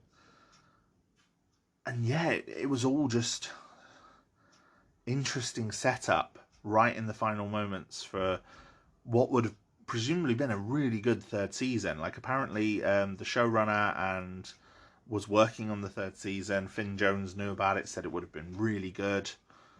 And if the final scenes were anything to go by, it had a lot of promise. It would have featured Danny and Ward travelling the world in like a buddy story, with Rand really fully assuming the role of the Iron Fist for the first time, and Wing in New York struggling to come to terms with both her history but also her new power before the two of them reunite. And it could have been really good. The only problem, if anything, is perhaps maybe there's a bit too much setup for the future in this final episode, between Mary and Ward and Danny and Colleen and Misty and everything else. But it's good. The characters all kind of go through character arcs this season. Even Joy. despite how different she feels at the start from the character that we'd known in the first season. Even supporting characters go through character arcs. Like, the triad leader ends up killed, so his wife takes over the role. There's a gang of street thugs that kind of end up as part of Davos's group. He trains them, and one of them is very conflicted about that, and he goes through a character arc. And it could have led to something good, and hopefully there's a future for the characters somewhere, especially because Marvel has hinted that Iron Fist was the first one to be cancelled, and Marvel hinted that the characters would return. Like, even Jessica Henwick got offered a role in Shang-Chi, and she turned it down because she felt that accepting the role of Xialing in Shang-Chi would mean that she couldn't come back as Colleen Wing, and she'd much rather come back as Colleen. And, off the back of this season, fans were talking about perhaps doing a Daughters of the Dragon series with Colleen and Misty teamed up, because their chemistry is perfect throughout the latter half of this season. So it would have been nice to have that continue. So hopefully these characters will come back somewhere, because I think there's a lot of potential there despite the flaws. And now finally, before we discuss Daredevil Season 3, I'm going to have a quick look at the Punisher. Now, the Punisher series obviously spins off from the character that was introduced in Daredevil Season 2. So that version of Frank Castle, played by John Bernthal, who is absolutely brilliant in the role, I do have to say. It's not the first adaptation of the Punisher into live action, though. The Punisher has actually been adapted a number of times. The first time was in the 80s with Dolph Lundgren in the role. However, that version of the Punisher didn't use certain things that are generally associated with the character in the comics, most notably the skull vest. The more famous version was the film by Thomas Jane. Not by Thomas Jane, starring Thomas Jane as the Punisher, and featuring John Travolta as the villain Howard Saint. It's quite a quaint little film. It came out in 2004-2005, I believe. It lacks a lot of the more brutal violence that gets associated with the Punisher in the comics, as well as what this show sort of explores, because it got a PG-13 rating in the US. It's a good film, though. I do quite like it. I feel that the Thomas Jane film is the one that most especially illustrates the aspect of the Punisher being punishment. For example, when he finds out about Howard Saint's involvement in killing his family, and about Howard Saint's organization, he resolves to take it down effectively, by turning Howard Saint against his wife, against his chief lieutenant, by making them think they have an affair, turning him against his, which leads to him killing them both. And it feels like he's punishing Howard Saint before he kills him. He feels like he's actually taking everything away and trying to destroy this man's life, which fits, and I think is very good. And it's a good story. It was shot in Tampa in Florida, so it does actually take the character away from his New York roots. But yeah, I do think it's a good adaptation of the character, a very interesting one, and a way of showing that Punisher can work and be done just as effectively without a hard R rating, without an adult rating. It was produced by Lionsgate and Columbia, and Marvel and Lionsgate then began development on a sequel. It wasn't particularly well received. It did make its budget back, but critically it wasn't beloved. But like I said, I do think there's a certain charm to it. The sequel, however, was sort of less of a sequel and more of a reboot. And it's called Punisher Warzone. It was directed by Alexia Alexander, and I think she does a very, very good job with the direction. There's a lot of scenes in this film that feel more lifted directly from the comics, such as assassinating a whole load of mob bosses at a banquet while hanging upside down from a chandelier. And she was also quite ill during the production. They were filming on night shoots in Canada during winter. So she got very ill, and hearing her talk on the commentary for this film, it's quite clear that she put a lot of effort into it. And it's kind of a bit of a shame for her that it was, again, kind of critically savaged and was not very successful, because I think it is what a lot of people were wanting from Punisher. It's got a lot of the more brutal, violent aspects. It's got one of his main villains from the comics and the character Jigsaw. So it's definitely making an attempt to be closer to them, to shift closer to the Marvel comics. It featured a lot of characters who were involved in the Punisher comics at the time, like the character of Martin Soap, who's a NYPD detective trying to track down the Punisher, or the character of Microchip, who's played here by Wayne Knight, who does a very brilliant job. I think that was a fan casting that had been around for several years. Ray Stevenson, who would go on to play Volstagg in the Marvel movies, in the Thor films, plays the Punisher in this film, and he again does a very good job. He apparently read every issue he could find of the Punisher Max series before taking the role. He underwent endurance and martial arts and weapons training with like Force Recon Marines. You know, he really put effort into it, and it shows. And yeah, it's a good version of the character, a good film. Very cheesy in some moments. Some bits are very unintentionally funny. Like at one point where Punisher shoots a rocket towards a man through a door, and he's kind of sat there like as this rocket comes towards him and then explodes. Or where he shoots again a rocket at a man parkouring between two buildings and catches him mid-flip. But yeah, it's worth a watch. I think both of the Punisher films both of those two Punisher films are worth a watch. The Dolph Lundgren one, not so much.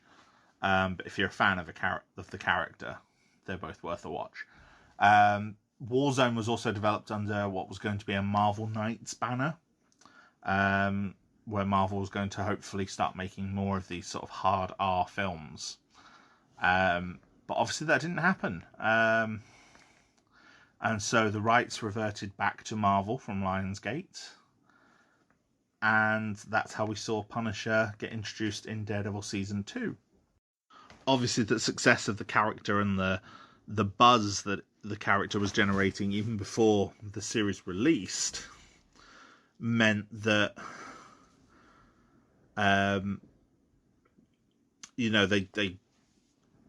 Netflix wanted a series of the Punisher, and I think it was officially put into production in April 2016, which is only a month after the release of Daredevil Season 2, which gave you an indication of just how popular this take of the character was.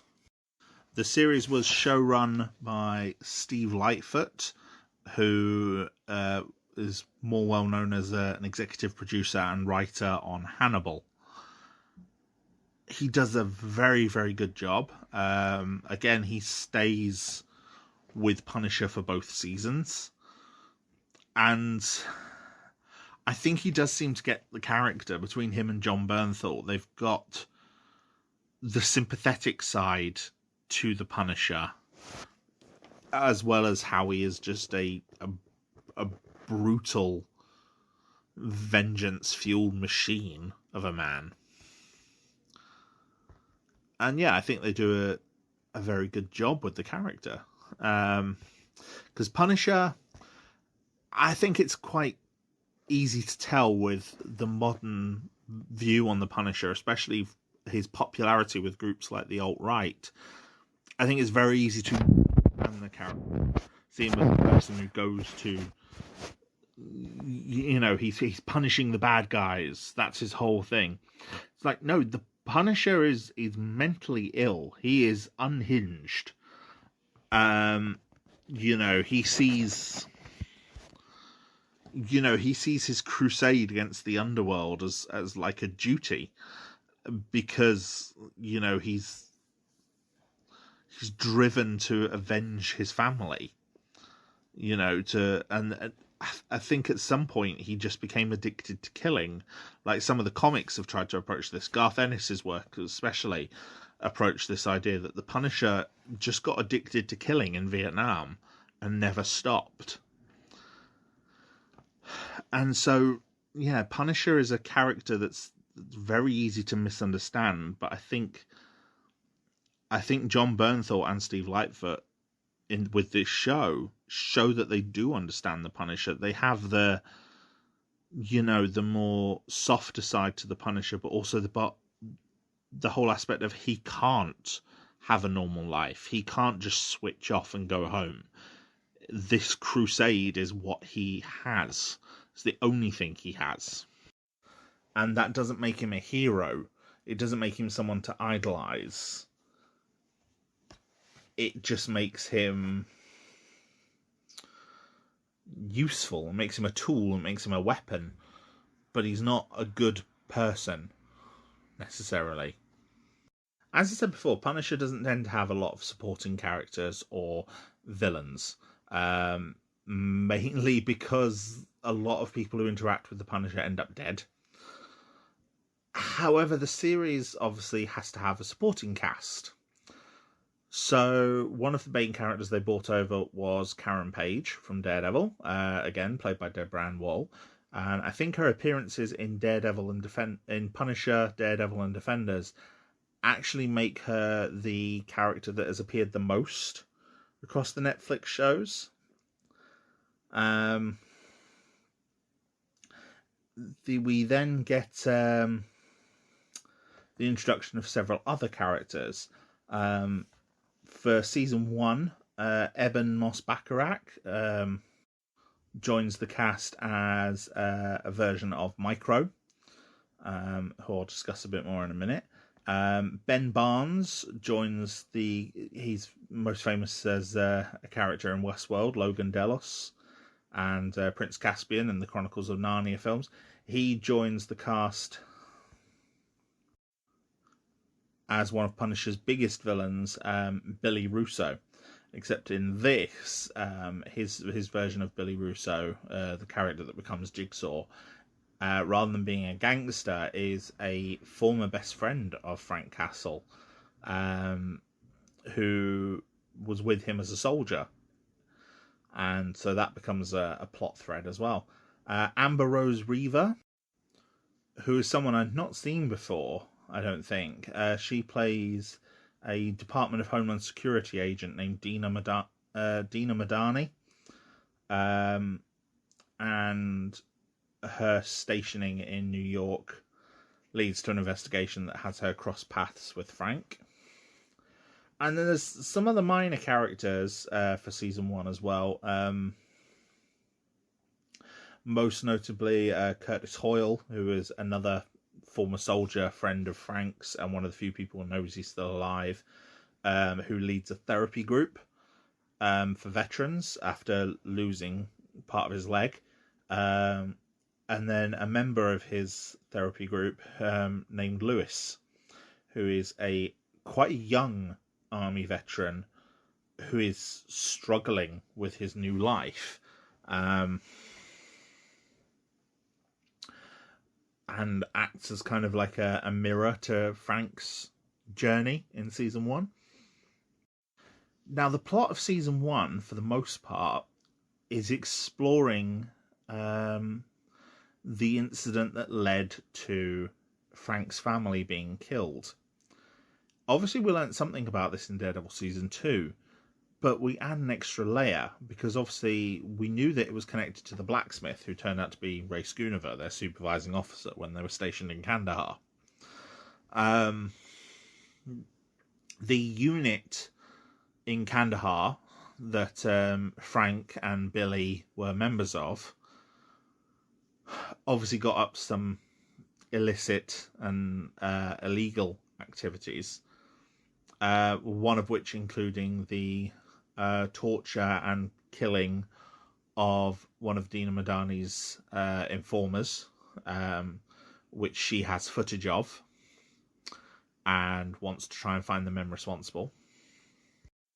But also they were linked to covert operations with the CIA. They had an overseer called Rawlins. And Frank basically rebelled against their orders, had a fight with Rawlins, which has left him injured.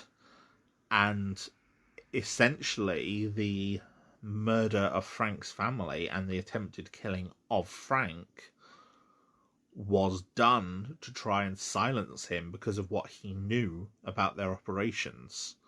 Everyone else was like a loyal company man, but because Frank had gone against it. And it's revealed towards the end of the series as well that Billy actually knew. Like, Billy was the one given the kill order and he refused. He said, "I can't do that. Frank is my friend. I've known him too long, but I won't stop you from killing him."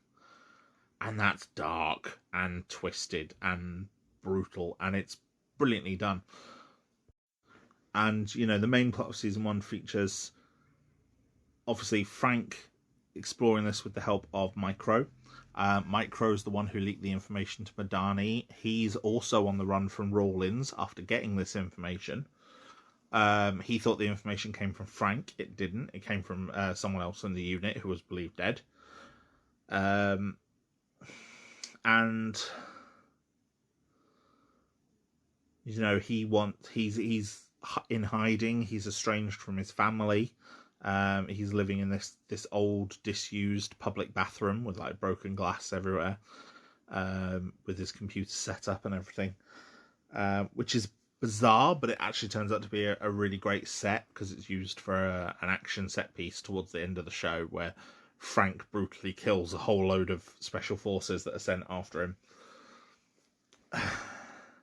And yeah, it's a really interesting plot of government corruption. Fits quite well in the modern day. The sort of the post 9/11 modern era of political thriller. It feels like something that would follow a show like Homeland, for example. But obviously at the start of the show, Frank has put the Punisher behind him. Like, there's an opening montage of, like, a prologue at the start of the first episode, which features Frank take down the final members of the cartel, the Dogs from Hell and the Kitchen Irish. And some of the takedowns he does are fantastic. There's one, he shoots the cartel leader in Mexico from across the border in El Paso in Texas. So he shoots from Texas and gets a perfect headshot on someone in Mexico. It's impressive. And then he burns the skull vest, but then he meets Micro. And Micro's introduction is good, but Frank has like no knowledge of him, which makes the scene at the end of Daredevil season 2 where he finds Micro's disc confusing, because in Daredevil Frank grabbed the disc almost like he had hidden it there himself and knew where to find it, while Micro says that he left it for Frank to find. Now, comic books are no stranger to retcons, so this simply could be one of those, but it does create a contrast between the two scenes where it doesn't seem to match. I mean, it wouldn't be the first retcon in the MCU. Even the films have done a couple. But, yeah. But yeah, the plot lines all gradually converge. Madani ends up in a relationship with Billy, um, which highlights just how twisted and two-faced Billy can be. Like, there's one point where we see him kill her best friend after she her partner, after she stages a raid on an area where his mercenaries are to try and catch him. And he kills her partner. And then we see him in her apartment comforting her in the aftermath. It's quite dark, but it's very, very well done. It's like he's completely taking advantage of her. The plot thread with Lewis, he kind of gets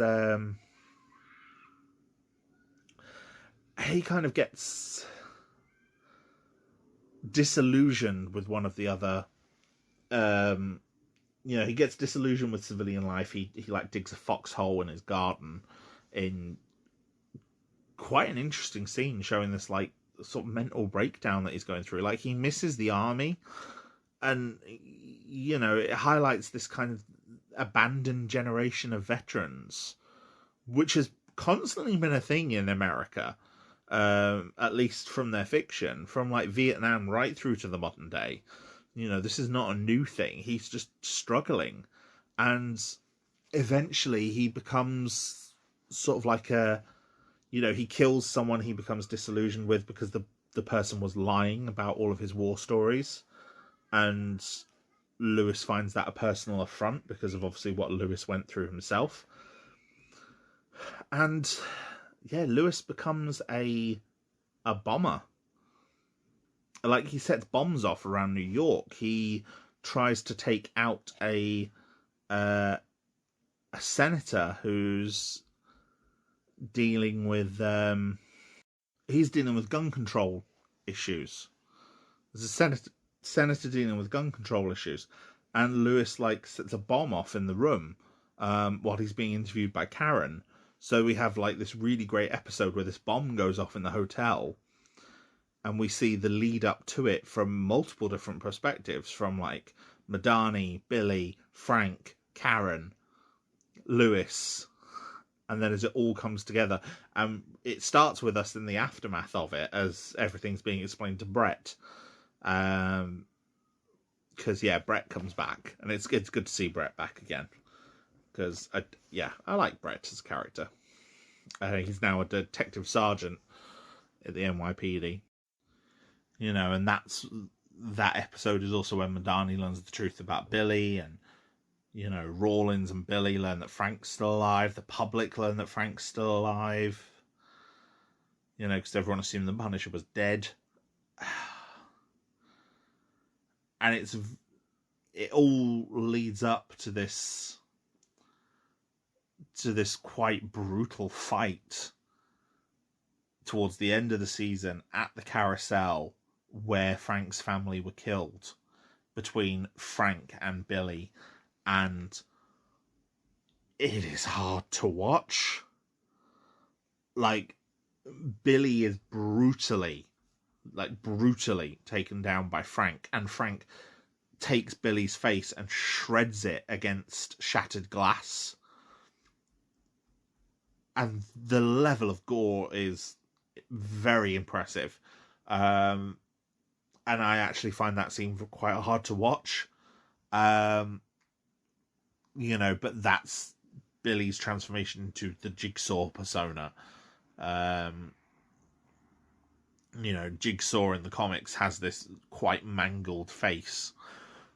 And this is the sort of the build up to that. But it's the punishment. Frank, by the end of the season, the truth has been revealed. The conspiracy has been kind of exposed by Homeland Security. Arrests have been made. Micro gets to go back home to his family. Frank confesses everything, gets a pardon for his previous crimes on behalf of Homeland due to exposing this. And, with the exception of Billy, everyone else involved in the conspiracy ends up dead. Usually at Frank's hands. The only problem with season one. Season one is quite solid for most of the way through. There's some very good character stuff. Like there's a scene where Karen and Madani interview each other. Like the kind of, I think Karen's trying to get a statement from Madani, but Madani's also kind of interviewing Karen. And by this point, Karen knows Frank is still alive, and her excitement over that obviously is quite telling after Defenders. Like she kind of holds on to Frank because she's lost Matt, wants to keep him safe and keep him alive, which echoes the bond that the two of them had in Daredevil anyway. And is the only real connection to Defenders, because for the most part this show ignores Defenders completely and doesn't tie itself to the crossover, which means it can tell its own story, which works quite well for it. But yeah, Karen and Madani are interviewing each other, and they both kind of know that the other is hiding something, but they're also both trying not to give away what they know. And it's a brilliant bit of like verbal sparring between the two of them. There's also some great moments between Frank and Micro, who initially cannot stand each other, but there's a scene where they bond and discuss their wives and their marriages, and yeah, and or even scenes with Curtis and Frank where they're talking about like the bonds of the military and brotherhood and things like that. There's some really good character stuff in this. The only problem is perhaps for the first few episodes, before you really get attached to some of the other characters, with the exception of maybe Karen and Micro, when the focus gets removed from Frank, you're not as interested. At least at first. It does get better. Because, like I said, the characters start to come into their own more as more interesting people. Lewis starts to evolve into an antagonist, which becomes very interesting. We start to get interested more in the plot with Madani when she links with Billy, and we see how two-faced Billy is. So it does start to get more interesting. But yeah, for those first couple of episodes where Frank isn't technically the Punisher anymore, except for some of his kills where he's taking down people linked to the conspiracy. Like there's one quite early on where he makes out that like he's like the other person has the upper hand on him, and then it turns out Frank's been in control the entire time and kills the guy, and it's like, that's well done. And it becomes like one of the best scenes in the whole episode. But yeah, when the focus isn't on Frank, and at least until you start to really appreciate the characters, the show can feel a bit slow. And I think part of that is because we're just so invested in Frank, and Frank's story is so good, and the characters just aren't as immediately as engaging as they are in, say, Luke Cage. In Luke Cage, we're instantly intrigued by characters like Mariah and Cornell, so that even though the only character we know going in is Luke Cage, we quickly become interested in these other characters. With Punisher, we don't necessarily become interested as quickly, but we do get interested. The show also has quite an interesting musical choice, which I haven't mentioned as well. I can't think of where else to mention it, so I'll put it here just before I talk about season 2. They've given a lot of the music a kind of a blues rock vibe, like sort of the country and western rock, like southern rock. And it works really well for Frank's character. We have scenes of Frank playing the guitar and teaching his daughter to play the guitar when she was alive. But it also, to me, felt like a little bit of a reference to one of the more notable scenes in the Thomas Jane Punisher film. In that, one of the assassins, like Howard Saint sends a whole load of assassins after Frank at different points in the film, and one of them he sends after Frank is a country and western singer, and he sings a song in the middle of the cafe while Frank's there, like directly to Frank. Before then, obviously Frank chases him down and kills him later on. And it's it's a bizarre part of the film. It feels a bit, it takes you aback a bit at first when you watch it, but it's one of the more memorable parts of that film. And I wonder if maybe making the rock references, the sort of the bluesy country rock references in the music for the show is like a reference to that. I don't know. Now, season 2 follows the trend that was obviously established by Luke Cage and Iron Fist of the second season learning from the mistakes of the first season and creating a stronger product. Not that season 1 was bad by any means, but it was, like I said, a bit slow to start, and while characters all became more interesting as it went on, for a large part of the first half of the season, the show just wasn't that interesting when Frank wasn't on screen. This season doesn't have that problem. We're invested, obviously, in all of the returning characters, which is Frank, Billy Russo, Madani, Curtis. But the new characters that we do get are very interesting from the start. We get given a brand new villain named John Pilgrim, who comes across with this really calm exterior, but is very immediately shown as being ruthless and very efficient as a killer.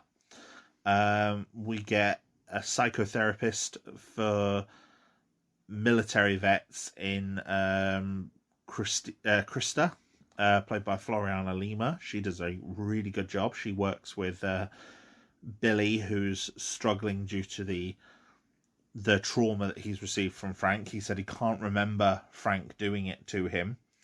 And while he's not as horrifically scarred as Jigsaw is in the comics, it's clear it's had more of a mental impact on Billy, who was obviously very physically attractive, having this enormous scar now on his face. While he's not as disfigured as he is in the comics, it's clear it's broken him psychologically. And then the final character we get introduced to as a main character is Amy Bendix, although she uses several other names. And she's played by Georgia Wiggum from 13 Reasons Why. She's on the run. She's being chased by Pilgrim, and that leads her to Frank, and Frank ends up helping her as a result. Russo has been healing since his battle with Frank. He gets this skull that keeps appearing in his nightmares, which is obviously Frank. But he's lost all memory of his history with Madani and Frank. And Madani doesn't believe him, so she's been watching him like a hawk.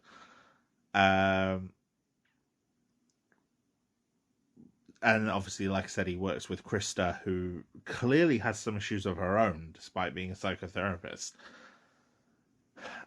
It's a really good season.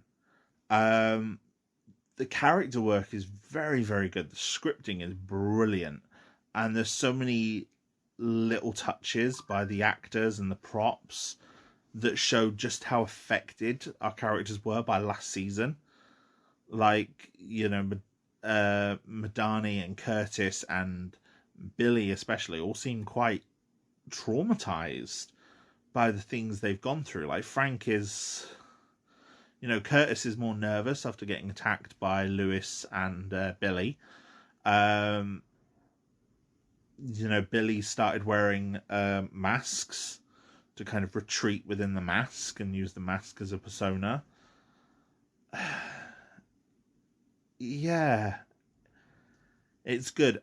Amy takes a bit of a while to make a positive impression. We kind of get annoyed by her at first, but she's very clearly in distress and needs help, so, which makes her intriguing.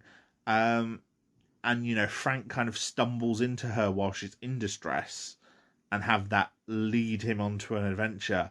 Reminded me of the Slavers arc from the Max comics, which was one of my favorite arcs from the comics, where Punisher, in helping a villain, in helping a victim, learns about these slavers, this family of human traffickers, and as she tells him the story, he resolves to track them all down and kill them all.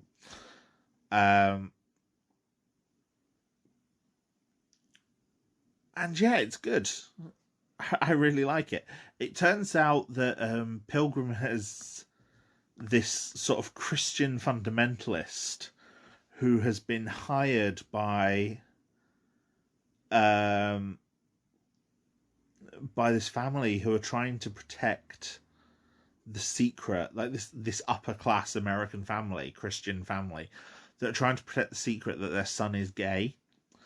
And Amy has evidence of that, and they've hired Pilgrim to, Pilgrim, who used to be an assassin, used to be a more evil character, and they've hired him to basically kill anyone who knows, which includes Amy. And it's that sort of personal stake, which is kind of ridiculous, but reduced so much from the big stakes of the first season. Like, the first season, while it was good and there was a lot of political intrigue, it didn't feel like a story with the Punisher. This one does. This feels like the sort of shady thing that the Punisher would stumble his way into and have to kill a whole load of people before, making things right. The Punisher shouldn't be dealing with the CIA. That's something the S.H.I.E.L.D. would do, or a spy like Black Widow would do. Punisher should be dealing with criminals. There is some great character stuff as well. We see, like, Curtis having an interaction with Russo and being terrified. We see Madani speak at one of Curtis's support meetings. Krista and Billy sort of forms a little private army of like Fight Club style.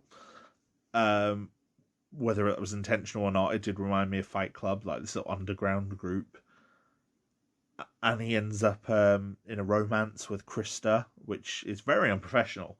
But as you sort of explore her own issues and her own dysfunction and her own trauma as the result of her family, that does start to make sense. The reason the family, the Schultzes, have hired Pilgrim to go after her, though,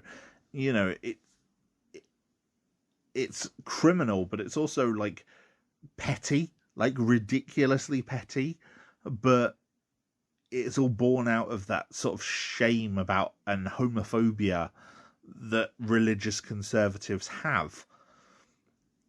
So it feels like, even, especially pertinent in the modern day with how, well, in recent days, how Andrew Windsor has gotten out of his trial with Virginia Guthrie by like throwing money at her.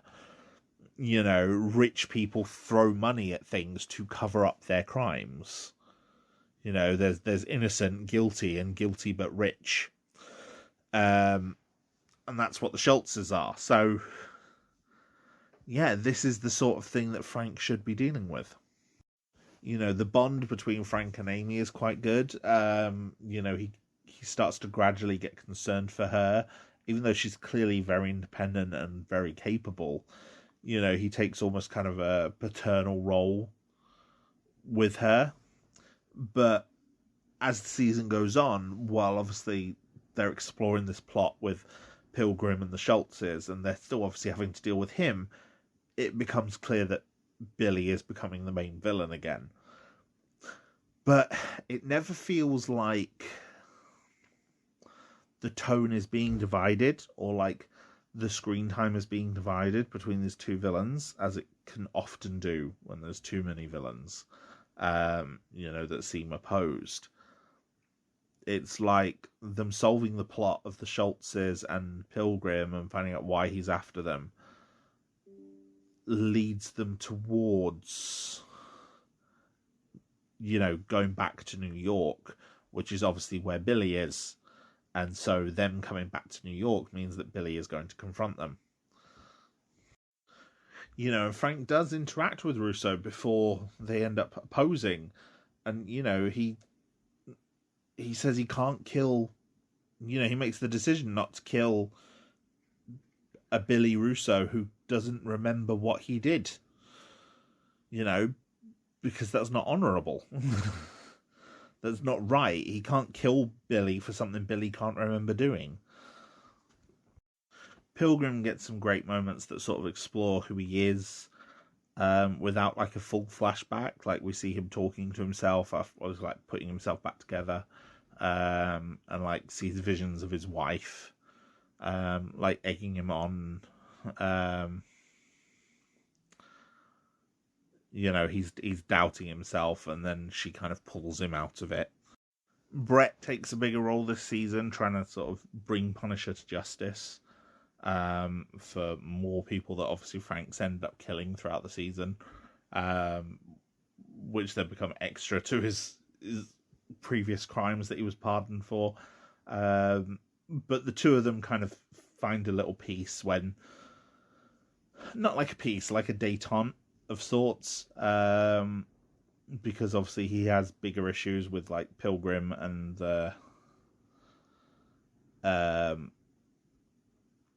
Billy.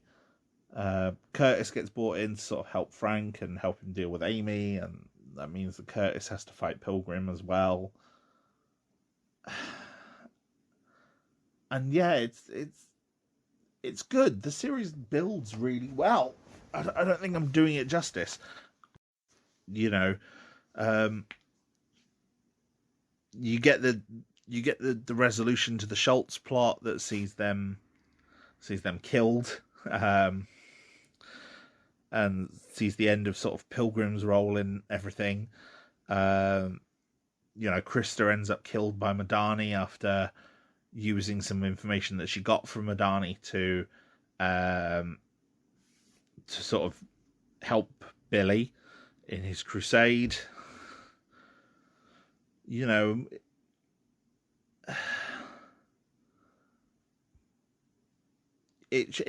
get a lot of nice stuff towards the conclusion of this. Like Frank and Amy deal with the Schultzes, and then they have their final scenes together, which sort of honour their time together and the effect that they've had on each other, similar to his final scenes with Micro in season 1. And it's good stuff. But then he lets Amy go. He doesn't join her because he doesn't want her to become like him. But by the end of it, Pilgrim gets dealt with, Billy gets killed, and then we flash forward in time, and now Madani's working for, I think she's now working for the CIA, and she contacts Frank, and it's kind of like, are you interested in helping? He's like, no, I've got my own mission. And it turns out he's organised some 2 different gangs to a meeting, and they're about to blame each other. Like, why have you called us here? I know you didn't call it, you did. And then he bursts in with 2 assault rifles and shoots them all with with the skull emblazoned on his chest and just roaring defiance. And it's just, the Punisher is reborn. He has his crusade, and it's a good season, and it gets where it's going far quicker than season 1, with all of the characters being more immediately engaging. It does suffer sometimes from the characters not being able to swear. Like, it feels Like Amy especially has some very bizarre workarounds for not being able to use the F word. And again, it just becomes weird to me because I've seen that in other Netflix properties. So I'm not sure why the Netflix Marvel stuff. Maybe Marvel just didn't want them to use the word. Maybe Disney didn't. I don't know. But at least Amy's odd word choices are a bit more creative than the goddams that we got in Jessica Jones. As to how well it works as a conclusion to the Punisher series, it's probably actually better than you'd think. The 2 seasons show that stories happen to Frank, like rather than it being a continuing story, because like Frank is in literally a different place when we meet him in each of these seasons. He's after the prologue in season 1, he puts his crusade behind him because he's dealt with the people that he needed vengeance on, and he's retired, and then he gets brought back into being the Punisher. Then after season 1, where he's been pardoned, he's traveling different areas of America, and then he gets brought back into it. So things happen to Frank rather than Frank, rather than, say, for example, with Luke Cage, where Luke Cage is in Harlem or Daredevil is in Hell's Kitchen. It's closer to Jessica Jones, where things happen to him because he ends up getting involved in the same way that she gets involved with her cases. Most of the returning characters from season 1 are only involved because of Russo. Like, Madani is the only character, even ends her story in a place that separates her from Frank, to the point that if they were to do a third season, if they had done a third season of this, the only characters I could see returning from before were possibly Curtis and Brett. Like, everyone else has separated from Frank. But Punisher being reborn at the end kind of brings Frank full circle back to where he was after the prologue in the first episode. Like, he's realised the role he needs to play in the world, even though his own scores are settled, and even though it's not necessarily a good thing for him to do, that's the role he's there to play, and he's going to do it. So it's a very satisfying conclusion, because it doesn't just feel like a conclusion, it also feels like a beginning. And yeah, I think it worked quite well.